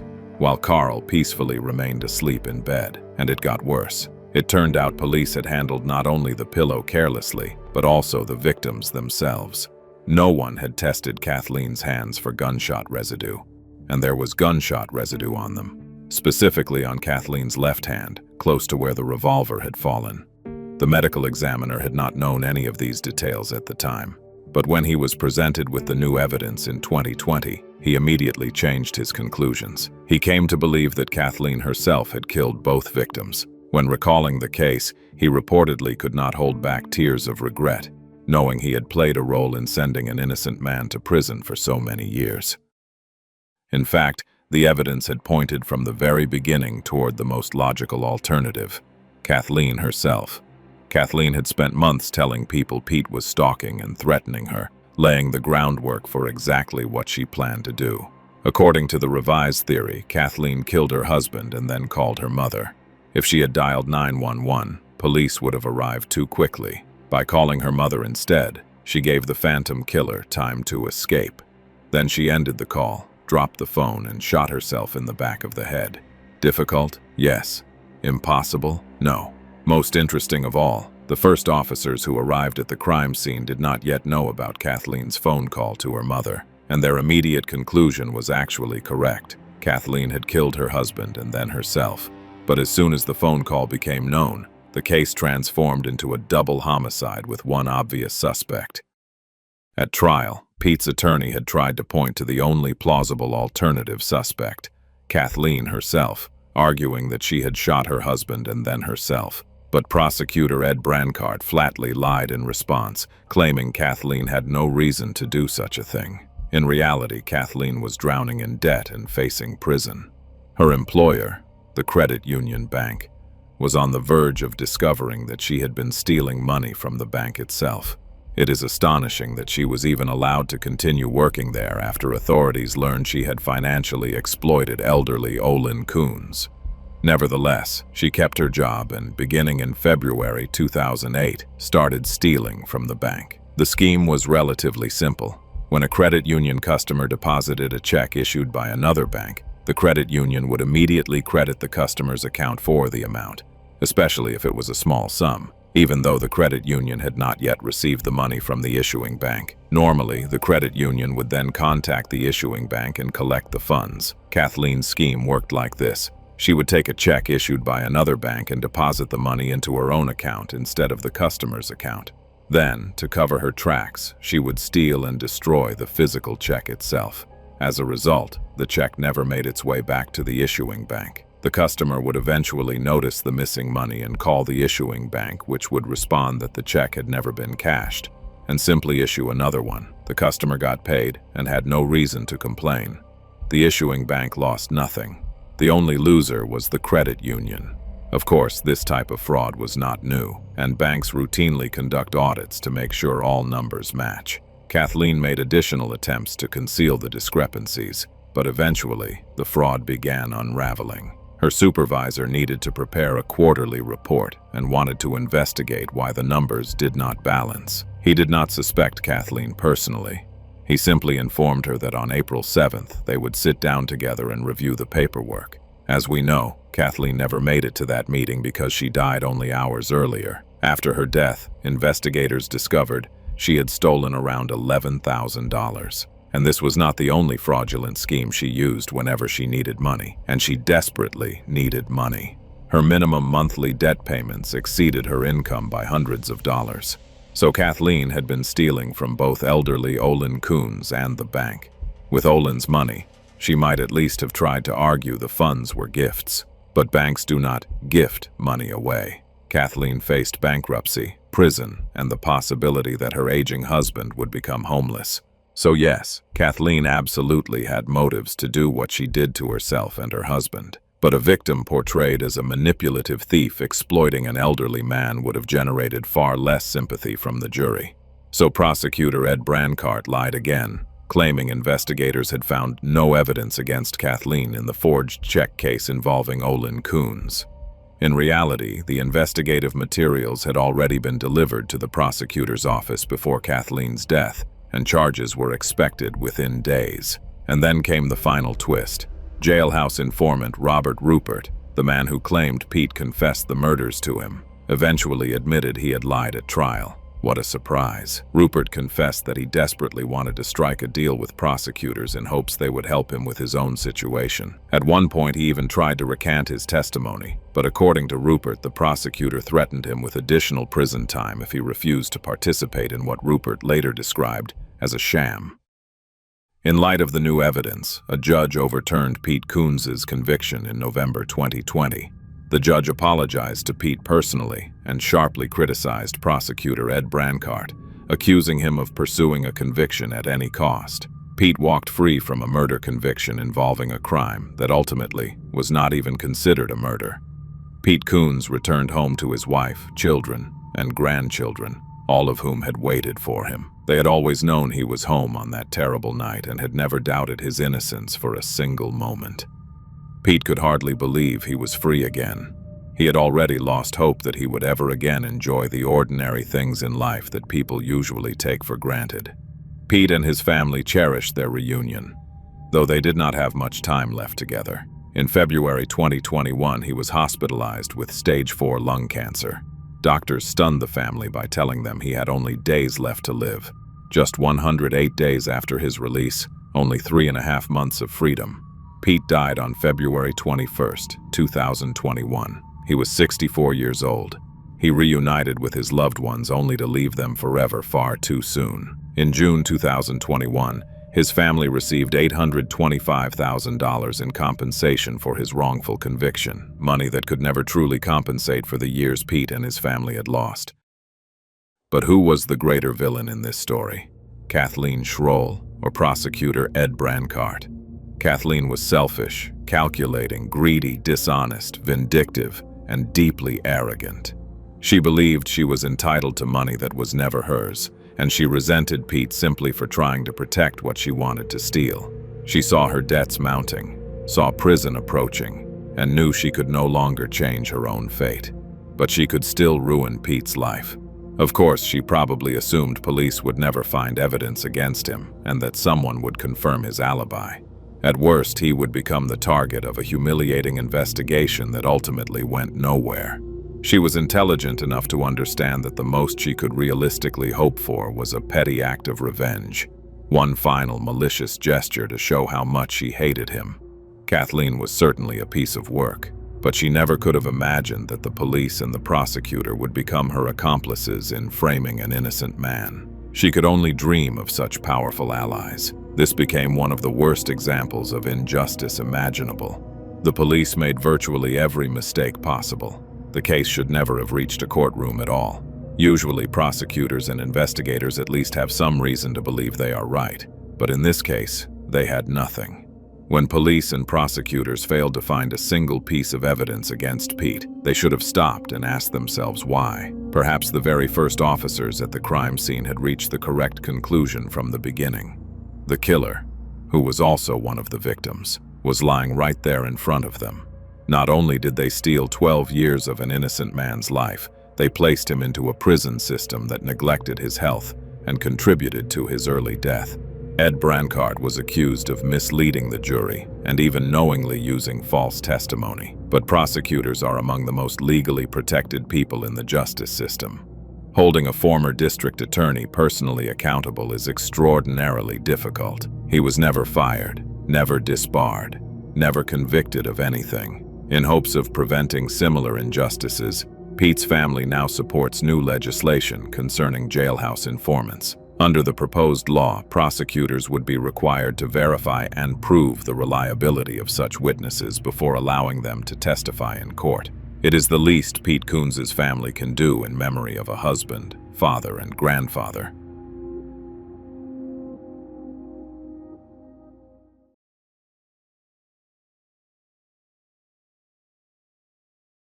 A dense forest just steps away from a magnificent waterfall, a paradise on earth, but at the same time, a perfect place to dispose of a body. Who was this woman whose mutilated body was discovered by loggers in December 2016?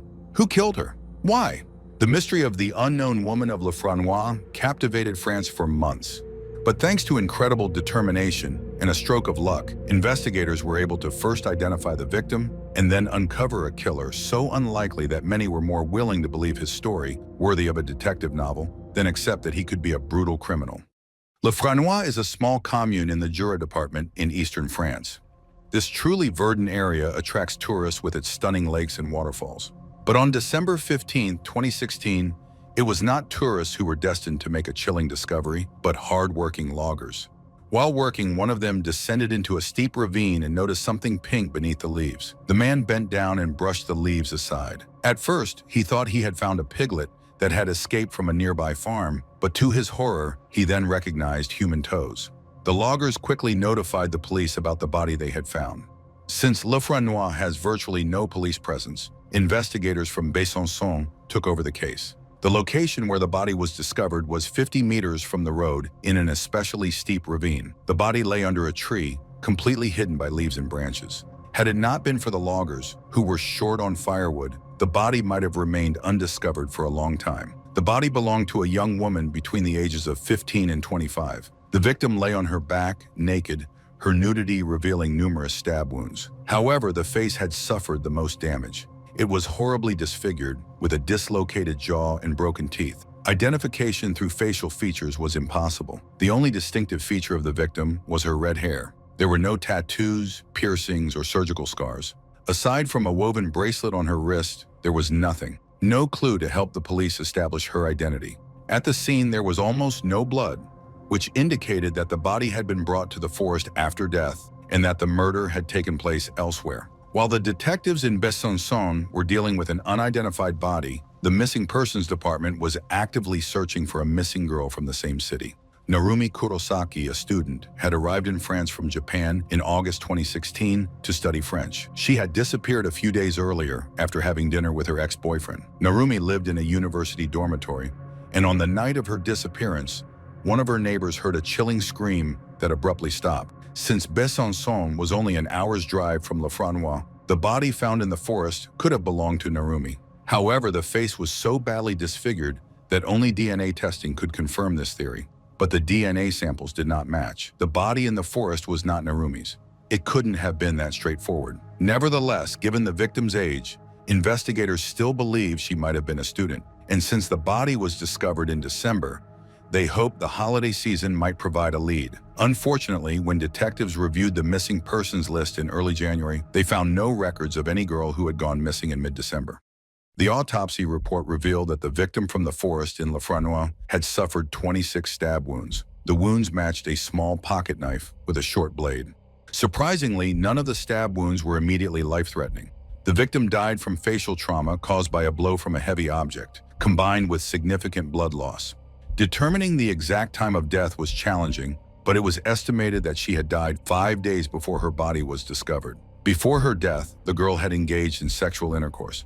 However, the medical examiner doubted that it was non-consensual. It appeared to have been voluntary. The semen found allowed investigators to extract male DNA. Additionally, a bloodstain was discovered on the victim's foot that did not belong to her. It was likely that the killer had injured himself while stabbing her. DNA analysis confirmed that the blood belonged to the same man who had sexual contact with the victim before her death.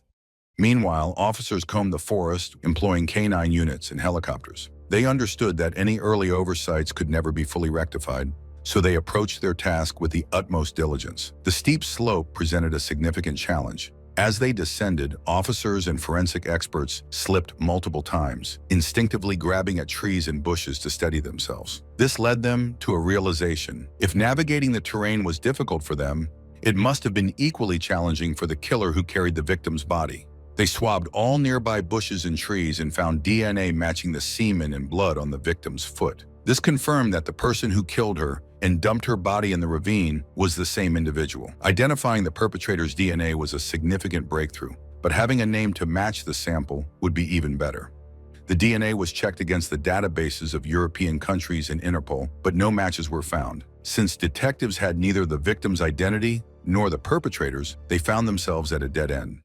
The Forensic Science Research Institute of the French National Gendarmerie contacted the detectives, offering to perform a facial reconstruction of the victim. There were two possible approaches: either send the victim's head directly to the institute or perform a CT scan. Investigators decided against further disturbing the victim's remains. Fortunately, they had the necessary equipment for a computed tomography scan. The institute conducted the facial reconstruction and added red hair, which the victim likely had.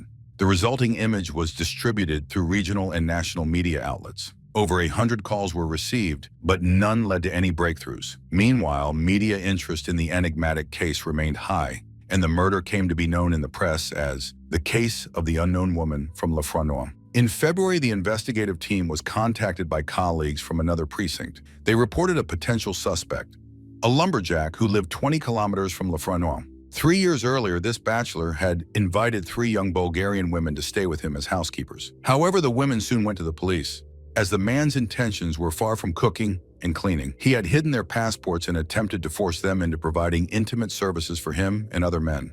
Despite their complaint, no legal action was taken, so the man remained free. Given his profession, he was familiar with all the forests in the region. Investigators wondered, what if the murdered woman was one of those he had invited but had refused to provide the services he demanded? What if she wasn't French but a foreigner? This theory was taken seriously by the team. For an extended period, they monitored the lumberjack, keeping his home under surveillance. Wiretaps on his phone revealed insights into his life. It turned out that he was in frequent contact with a young Bulgarian woman. However, their conversations suggested that this time the man himself was the victim of a romance scam, as the woman repeatedly asked him for money. Eventually, investigators brought the man in for questioning and collected a DNA sample. The sample did not match the DNA found on the victim's body. While the man had complicated relationships with Bulgarian women, he was not the killer. Unbeknownst to the detectives, their hypothesis that the victim was not French had brought them one step closer to uncovering her identity. Given the challenging situation surrounding the identification of both the victim and the perpetrator, detectives sought fresh ideas to move the investigation forward, attempting unconventional methods beyond the scope of traditional investigations. For instance, they knew that in the Jura department, lynx populations were monitored using camera traps. The detectives decided to employ these camera traps in hopes of uncovering something useful. Unfortunately, even these unconventional approaches yielded no results. Months passed, and they remained empty-handed. There were no leads to follow, neither concerning the killer nor the victim, a situation that is exceedingly rare in criminal investigations. This lack of progress deeply frustrated the investigators, leaving them feeling as though they were the only ones who cared about solving the murder of this young woman. Surely someone should have been searching for her, either in France or another country, but no such efforts materialized. A breakthrough in the case occurred, as often happens, when no one expected it anymore. Over a casual coffee conversation between a French gendarme and a Swiss colleague. What do 2 police officers talk about? Naturally, their work. In January 2017, one of the detectives working on the case of the unknown woman from Le Franois traveled to Switzerland for professional reasons. During a coffee break, he shared details about the body found in the forest near the waterfall. The Swiss officer promised to keep the information in mind if they came across an unsolved case of a missing woman. In March 2017, the Swiss colleague unexpectedly reached out to the French detective with new information. He mentioned that the Swiss authorities were investigating a prostitution network operating illegally in Lausanne. One of the women involved had gone missing. Her name was Mihaela Miloiu. But that wasn't all the Swiss detective had uncovered. On December 2, 2016, a woman walking her dog in the commune of Sullens, 15 kilometers north of Lausanne, found an ID card on the road next to a large bloodstain about 2 meters long and 1 meter wide. A little further along, she also noticed a condom and lubricant. The woman took a photo of the bloodstain and took the ID to the police. The document was issued in the name of Mihaela Miloiu. Unfortunately, the Swiss police took no action to investigate this case. It was a missed opportunity, as had they pursued the matter back then, the French police would not have wasted 6 months trying to identify the unknown woman from Le Franois.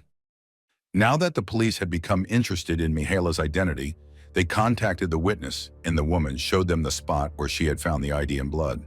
However, there was an obvious problem. 6 months had passed, during which the road had been exposed to various weather conditions: rain, wind, snow, and ice. Nevertheless, the police decided to take a risk and extract DNA from the concrete. This was a rare procedure, but thanks to the porous nature of the cement, which absorbs blood, it was possible. forensic specialists used a perforator to remove several fragments of the concrete and examine them. They were incredibly fortunate. They managed to find female DNA. The result was sent to the French colleagues in the form of a sequence of letters and numbers, which the detective quickly compared with the DNA of the unknown woman from Le Franois. The samples matched. To rule out any possibility of error, the investigators asked their Romanian colleagues to take DNA samples from Mihaila's parents, and those too matched the blood on the road and the woman found in the forest. The unknown woman was no longer unknown. Her name was Mihaela Miloiu. Mihaela was born in Romania into a family of modest means. She, her parents, and her older brother lived in a village 200 kilometers from Bucharest at the foot of the Carpathian Mountains. Despite their difficult financial situation, her parents wanted to provide their daughter with a better future than they had. They sent Mihaela to school in the city of Câmpulon. At first, everything was going great. The girl was studying well and showing good progress. However, unfortunately, this very school was a hunting ground for a certain Dafanel Bocanu. The young man was slightly older than Mihaela, but he had a lot of experience in seducing classmates and older girls. 15-year-old Mihaela fell in love with Dafanel and soon packed her things and moved in with him, despite her mother's protests and pleas. Dafanel took her to restaurants, to the hairdresser for manicures, and bought her some gifts. Nothing extraordinary, but for Mihaela, who had previously lived very modestly, this was a whole new side of life. The poor girl didn't realize that Dafanel had long perfected his approach with girls aged 15, 16. He played the role of a charming prince, drawing schoolgirls to him and then trapping them. After some time, sometimes a year or two, they were offered to take the path of the world's oldest profession. They weren't forced, but promised better financial security. When Mihaela's parents found out what Dafanel was forcing their daughter to do, they were horrified. Her mother tried to bring Mihaela back home and even went to the school, but Mihaela simply dropped out. Things got worse. Once the girls reached adulthood, they were offered the opportunity to go west, where they could earn much more money. So in October 2016, Mihaela hid from her parents that she was flying to Lausanne, Switzerland. Attracted by the promise of a better life, she joined the prostitution network run by Dafanel's cousin, Lucian Beauchenu. This was the classic path for a sex worker. In Lausanne, the authorities are relatively tolerant towards sex workers, and there are so-called salons where the girls can expect some protection. However, Mihaela didn't work in a salon. She ended up on the streets under the control of clients who, for various reasons, couldn't visit the salons and who could be the most dangerous for the girls.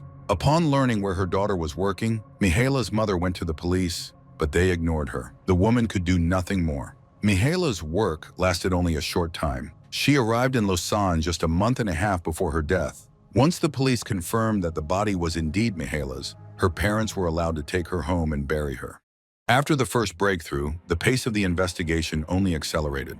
The police were able to determine the exact time of Mihaela's death, thanks to the phone tapping that had been carried out by the Swiss police for a long time. Mihaela died much earlier than they had initially thought, on the night of November 29, 30, when her phone stopped working. That evening at 11 p.m., Mihaela was in Lausanne working when she received a call from Lucian Beauchenu, who told her that she had worked enough and could come for dinner. Mihaela replied that she would work a bit longer. The next call Mihaela made was at 0:50 a.m. when she called the emergency services, but the call was interrupted. At that moment, she was in Lausanne on the outskirts of the city. Then her phone moved to Solins, where a woman walking her dog had found a patch of blood and an ID. Finally, at 2 a.m., someone turned off Mihaela's phone on the border between Switzerland and France. Now that the victim's identity and time of death were established, the focus could shift to finding the murderer. Who was he? A pimp? A client? The police had a clue of blood on Mihaela's foot. The detectives believed the killer had cut himself. Therefore, they sent out requests to hospitals in the region and received a list of people who could be of interest. Specifically, they were looking for knife cuts. That's when they learned that on November 30th, 2016, at 6:50 a.m., a man with a cut on the index finger of his right hand came into the emergency room of the Pontarlier Hospital, located 50 kilometers southeast of Besançon. He told the doctor that he had hit a deer while driving home. The deer was still alive, so the man used a pocket knife to put it out of its misery. However, his hand slipped and he cut himself. The man received 1 or 2 stitches on his finger. This clumsy motorist was named Alexandre Verdure. Alexandre, 30 years old, lives not far from the location where the body was found, with his girlfriend and their young son. The couple is planning to have a second child. As for his work, he is a security officer in Lausanne. Additionally, he is a reserve police officer. He has also worked as an ambulance driver and a volunteer firefighter. Overall, Alexandre didn't seem to fit the profile of a criminal. On the contrary, it was clear that he loved helping people. However, investigators were unsettled by the examination of his phone. On the night of November 29, 30, his phone was turned off from 1:57 a.m. to 4 a.m. During this time, his girlfriend tried to call him 17 times. Clearly, she was puzzled by his phone being turned off. After all, he had never turned off his phone that year except for that night. The timeline suggested that Alexandre turned off his phone shortly before the murder and turned it back on in the hospital in Pontarlier. These were circumstantial pieces of evidence, but the police still decided to arrest Alexandre. A DNA sample was immediately taken from him. During the interrogation, the man denied everything. He claimed he didn't know Mihaela, hadn't killed her, and had no connection to the case. Alexandre's parents were convinced that it was a mistake and that their son would be released any minute. All of Alexandre's friends and acquaintances rallied around him. No one for a second believed that he could have committed the murder. However, the result of the DNA comparison came back. It matched. Alexandre's DNA was found on the intimate parts of the woman's body, under her nails, on her foot, and on branches of trees and bushes in the forest where the body was discovered. Alexandre was charged with the murder of Mihaela. Soon after the charges were brought against him, Alexandre wrote a letter to the investigating judge, presenting a new version of events, which differed from what he had stated during his arrest. In the letter, he explained that on November 29, 2016, he finished work at 11:30 p.m. and drove home. On the outskirts of Lausanne, as he was about to join the highway leading to the French border, he saw a man attacking a woman about 50 meters ahead of him. The man was beating the woman and dragging her, seemingly intending to abduct her. Alexandre rushed to help. Upon seeing him, the man ran away. The woman got into Alexandre's car and told him that she was a street worker, a night butterfly. She offered to thank him for his help. Alexandre hesitated but agreed. They found a dimly lit stretch of road in Soulens, the spot where 3 days later, a woman walking her dog would find blood and the woman's ID.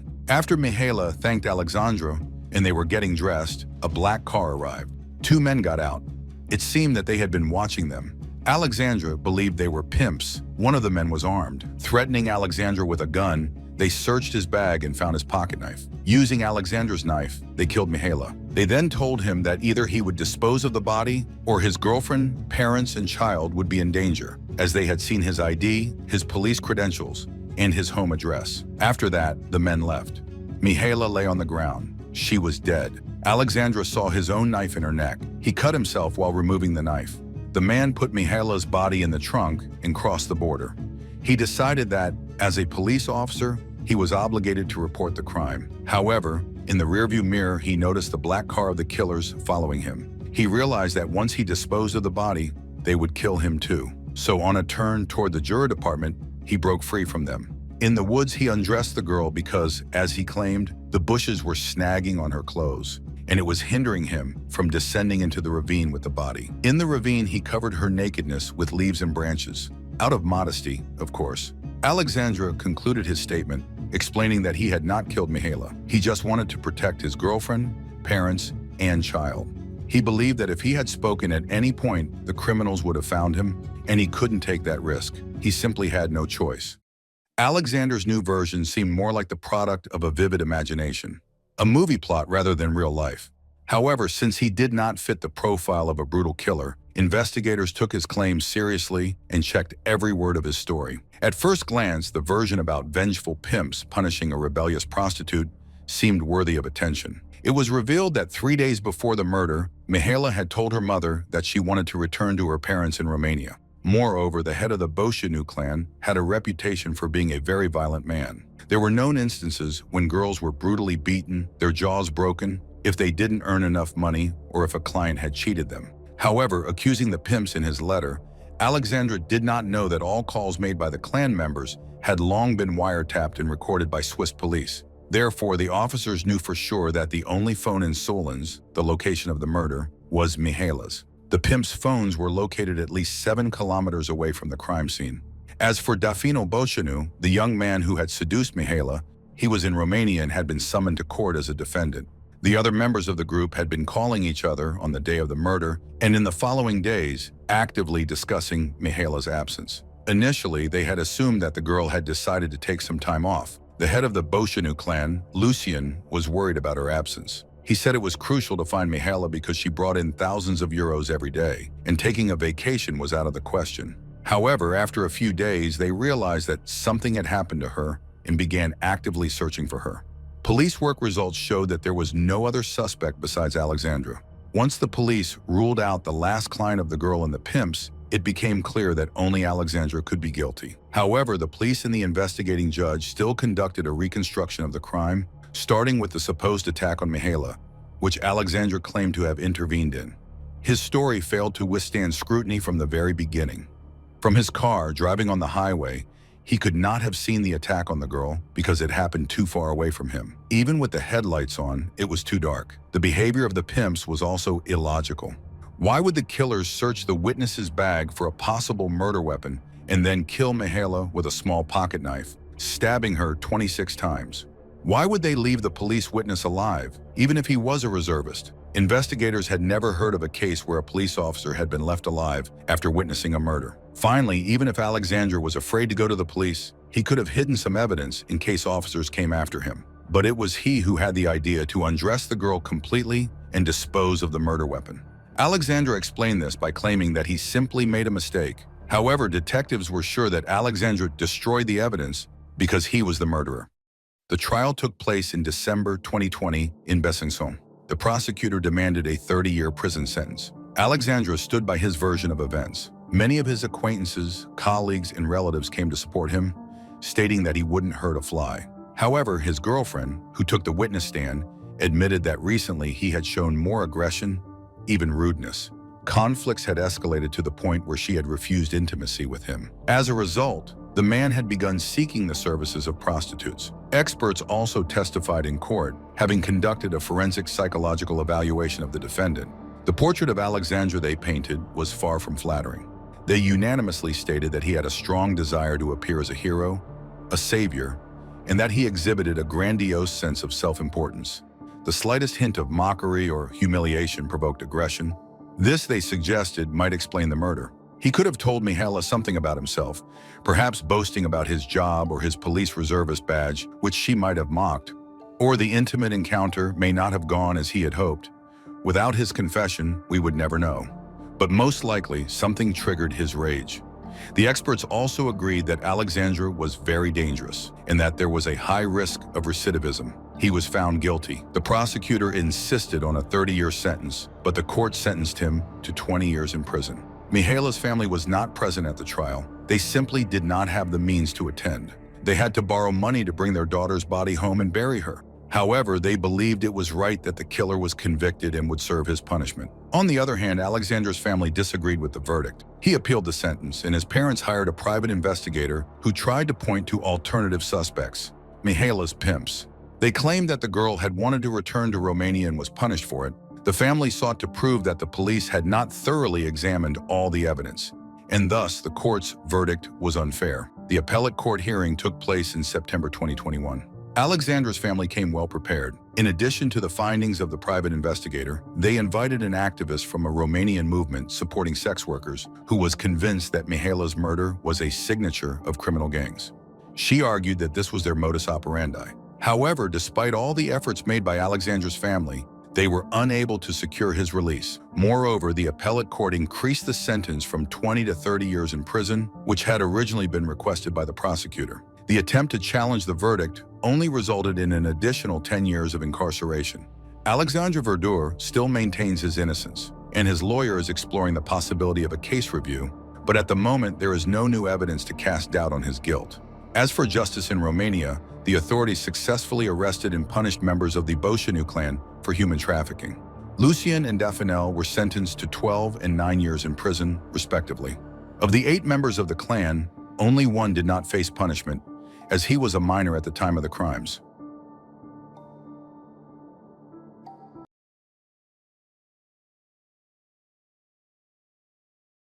Help me find my way home. My name is Paulette. I'm 4 years old. I have a speech and walking impairment and a scar on the left side of my back. I can't survive on my own. I need my parents. If Paulette Gabarra Farah were alive today, she would be 15 years old. She would probably be attending high school, showing a passion for drawing and reading. Instead, 4-year-old Paulette Gabarra was found dead under suspicious circumstances on March 30th, 2010. Lizeth Farah Farah and Mauricio Gabarra Raha got married in 2001 in front of 600 guests. They exchanged wedding vows in a Catholic church in the small town of Lomas de Tecamachalco, Naucalpan, in the state of Mexico. Lizeth Farah was the daughter of Lydia Farah Morales and Bachara Naim Farah, an immigrant from Lebanon and a prominent businessman. From a very young age, Lizeth enjoyed the privileges of being born into a wealthy family. She attended the best private schools in Mexico City and eventually became an accomplished lawyer. Mauricio, for his part, became a successful businessman, thriving in real estate alongside his brothers. Soon the couple had their first child, a girl named Lizeth. On July 20th, 2005, Paulette Gabarra Farah was born. She was born at 25 weeks, weighing only 800 grams and measuring 35 centimeters. She was so tiny that doctors didn't believe she would survive. But Paulette proved them all wrong. However, while she did survive, being born prematurely resulted in ongoing health issues. Paulette had trouble speaking, and doctors predicted she would never walk. Once again, Paulette proved them wrong. She learned to walk thanks to equine therapy. After that, she fell in love with horses. Raising a second child wasn't as easy for Lizeth and Mauricio as it had been with their first daughter. Paulette required constant visits to pediatricians, expensive medications, and therapies. She couldn't form sentences and could only say mama, papa, water, and food. And even though she could attend daycare with other children her age, she still required medical assistance and constant attention. The last time Paulette was seen was on Sunday evening, March 21st, 2010. She had just returned from a weekend in Valle de Bravo, about a 3-hour drive from Mexico City, with her father and her 7-year-old sister. They arrived at their home in Huiquilucan, in the state of Mexico, around 9 p.m. Her mother, Lizeth Farah, had not gone on the trip. Instead, she had traveled to Los Cabos with her friend Amanda. However, she returned home at the same time as the rest of her family. Later, Lizeth would say she clearly remembered putting her daughter to bed, kissing her goodnight, and leaving the room. The next morning, one of Paulette's nannies told the parents the little girl was missing. I looked in the bathroom, under the bed, in the closet. I couldn't find her, so I checked the parents' room, then her sister's room, and then searched again, the nanny explained. Erica Casimira and her sister Martha were responsible for keeping the family's luxurious 2-story apartment clean. They also took care of the girls. That morning, they helped the older daughter get ready for school and waited with her until the school bus picked her up at 7 a.m. At 8 a.m., they went to get little Paulette ready for daycare. When they found her room empty, they immediately informed Lizeth and Mauricio. The child was searched for everywhere, not just inside the apartment, but throughout the building, in the elevators, the garden, near the pool, on the playground, and in the parking lot. But Paulette was nowhere to be found. They spoke with neighbors and security guards, who also hadn't seen the girl. That's when they called the police. The investigation was led by Alfredo Castillo, then Deputy Attorney General, and Alberto Bazbaz, Attorney General of Mexico State. Forensic teams were immediately called in to assist the investigation, and soon the apartment was filled with officers and detectives. However, they found nothing. No signs of forced entry or struggle, and most importantly, no clues as to Paulette's whereabouts. The only possible point of entry was the window in the girl's second-floor room, but it hadn't been broken or tampered with. The family lived in a secured residential community, but neither the security guards nor surveillance cameras had seen anything unusual. Paulette's photos were quickly posted everywhere, and every media outlet began asking the same questions. Was Paulette kidnapped? Could she have wandered off on her own? Could she still be alive? While Paulette was considered missing, she became the focus of all conversations. This case attracted widespread attention, partly because so many children go missing in Mexico, and, according to many, not enough is done to find them quickly. But when a girl from a wealthy family disappeared, the authorities mobilized all their resources to locate her. Her photos truly were everywhere. Help me find my way home. My name is Paulette. I'm 4 years old. I have a speech and walking impairment and a scar on the left side of my back. I can't survive on my own. I need my parents. That's what was written on posters showing the little girl's image. On March 27, several news crews were invited into the family's apartment. Lizeth, sitting on her daughter's bed, recalled what had happened that night. She had put her daughter to sleep, kissed her goodnight, and left the room. She didn't hear any strange noises during the night. The family dogs didn't bark, and everything seemed fine. The girl's parents, especially her mother, gave numerous interviews, pleading for the safe return of their daughter. She's an angel, a beautiful little girl. She never cries, never throws tantrums. She's the most wonderful child, her mother would say. Paulette's mysterious disappearance soon led to one of the largest public campaigns in Mexico City.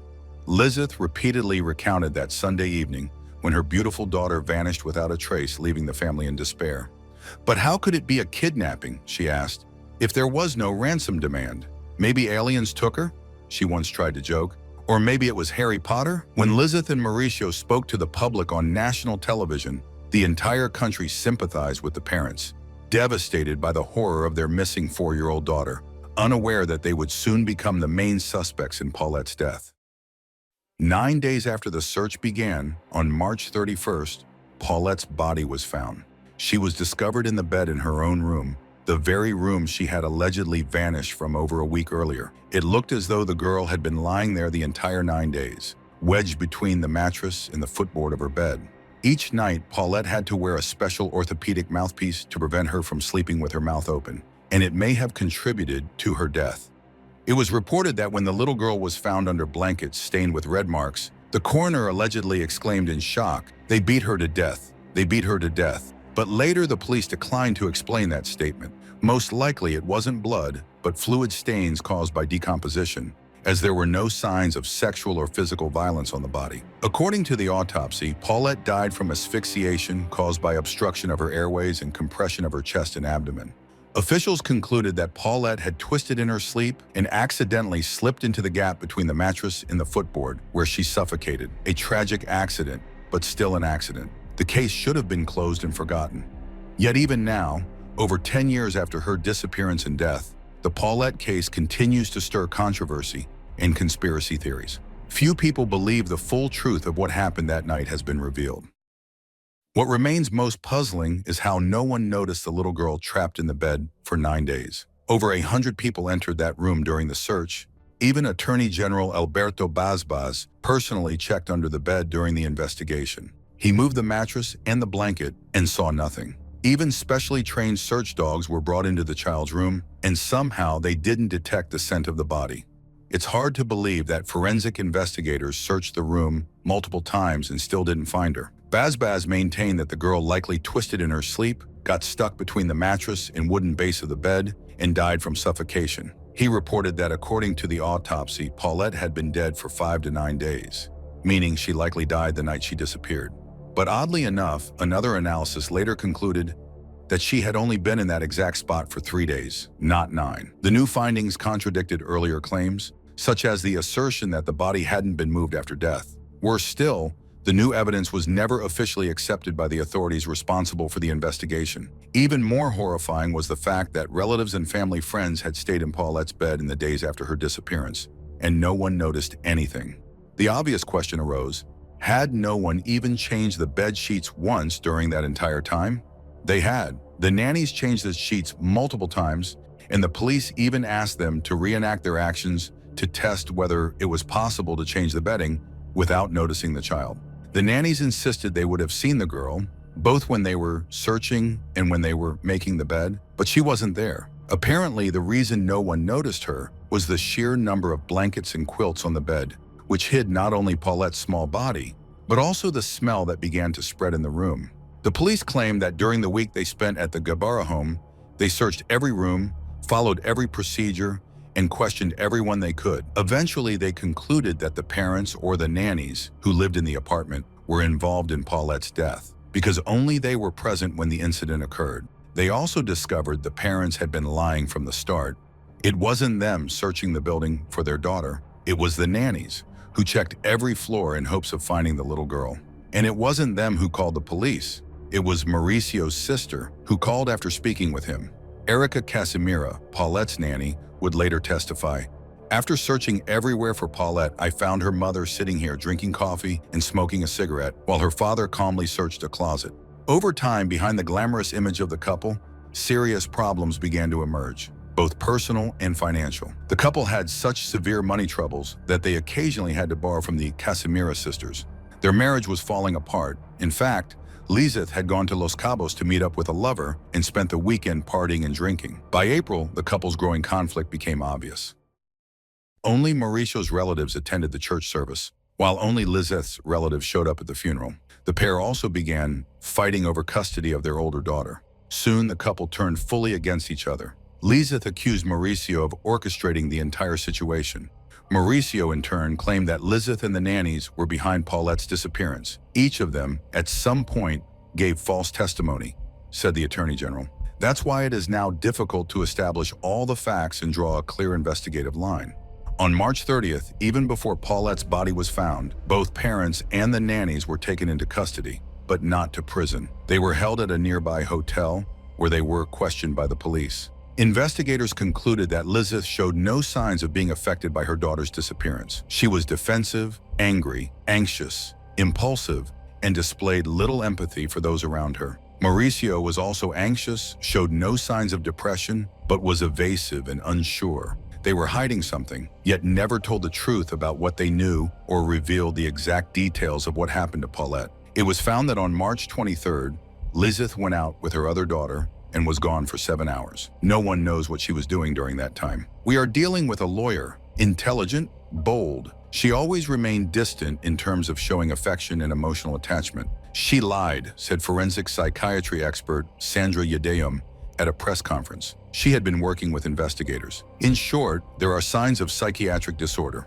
Upon hearing the expert's opinion, Alberto Basbas became convinced that Lizeth had killed her daughter. He did everything he could to build a case against her, but he had no evidence. The public also turned against the mother, believing she had gotten rid of her special needs child to regain her freedom. After all, it was Lizeth who said the now infamous line, "Even if I lose Paulette, I still have my other daughter."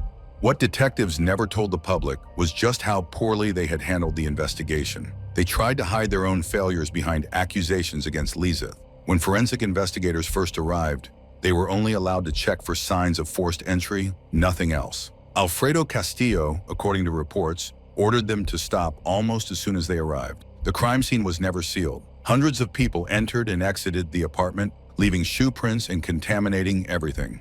Moreover, friends and relatives of the family stayed overnight in the apartment. Some even slept in Paulette's bed. Police officers working the case were even allowed to use the girl's bathroom. The crime scene was contaminated in the most careless way possible, and any evidence that might have existed by then was rendered useless. What's more, investigators failed to mention that Mauricio Gabarra was close friends with Basbas. Basbas believed Mauricio's version of events suspiciously easily and never stopped blaming Lizeth. Lizeth later claimed in an interview that police constantly threatened her, and that at one point detectives even pointed a gun at her head. Despite all this, Basbas's plan partly worked. Everyone in Mexico City believed, and many still believe, that Lizeth, the cold, unstable woman they saw on TV, was the one who killed her innocent daughter. In general, the most common theories surrounding Paulette's death are as follows. Raising a child with serious health issues was too much for a woman who wasn't capable of empathy and lacked maternal warmth. Lizeth may have killed her daughter shortly after her disappearance and hidden the body somewhere in the apartment, perhaps in an air vent or elevator shaft. A neighbor complained that one of the elevators was malfunctioning, bumping into something. Also, a viewer noticed that the pajamas Lizeth showed in an interview before the body was found matched those in which Paulette was later discovered. Lizeth later explained the pajamas belonged to her older daughter. Mauricio and Lizeth were struggling financially and barely managing to pay for their apartment. They may have staged Paulette's kidnapping, hoping to receive ransom money from the grandparents or generous strangers. They hid Paulette in a vent and told her to wait.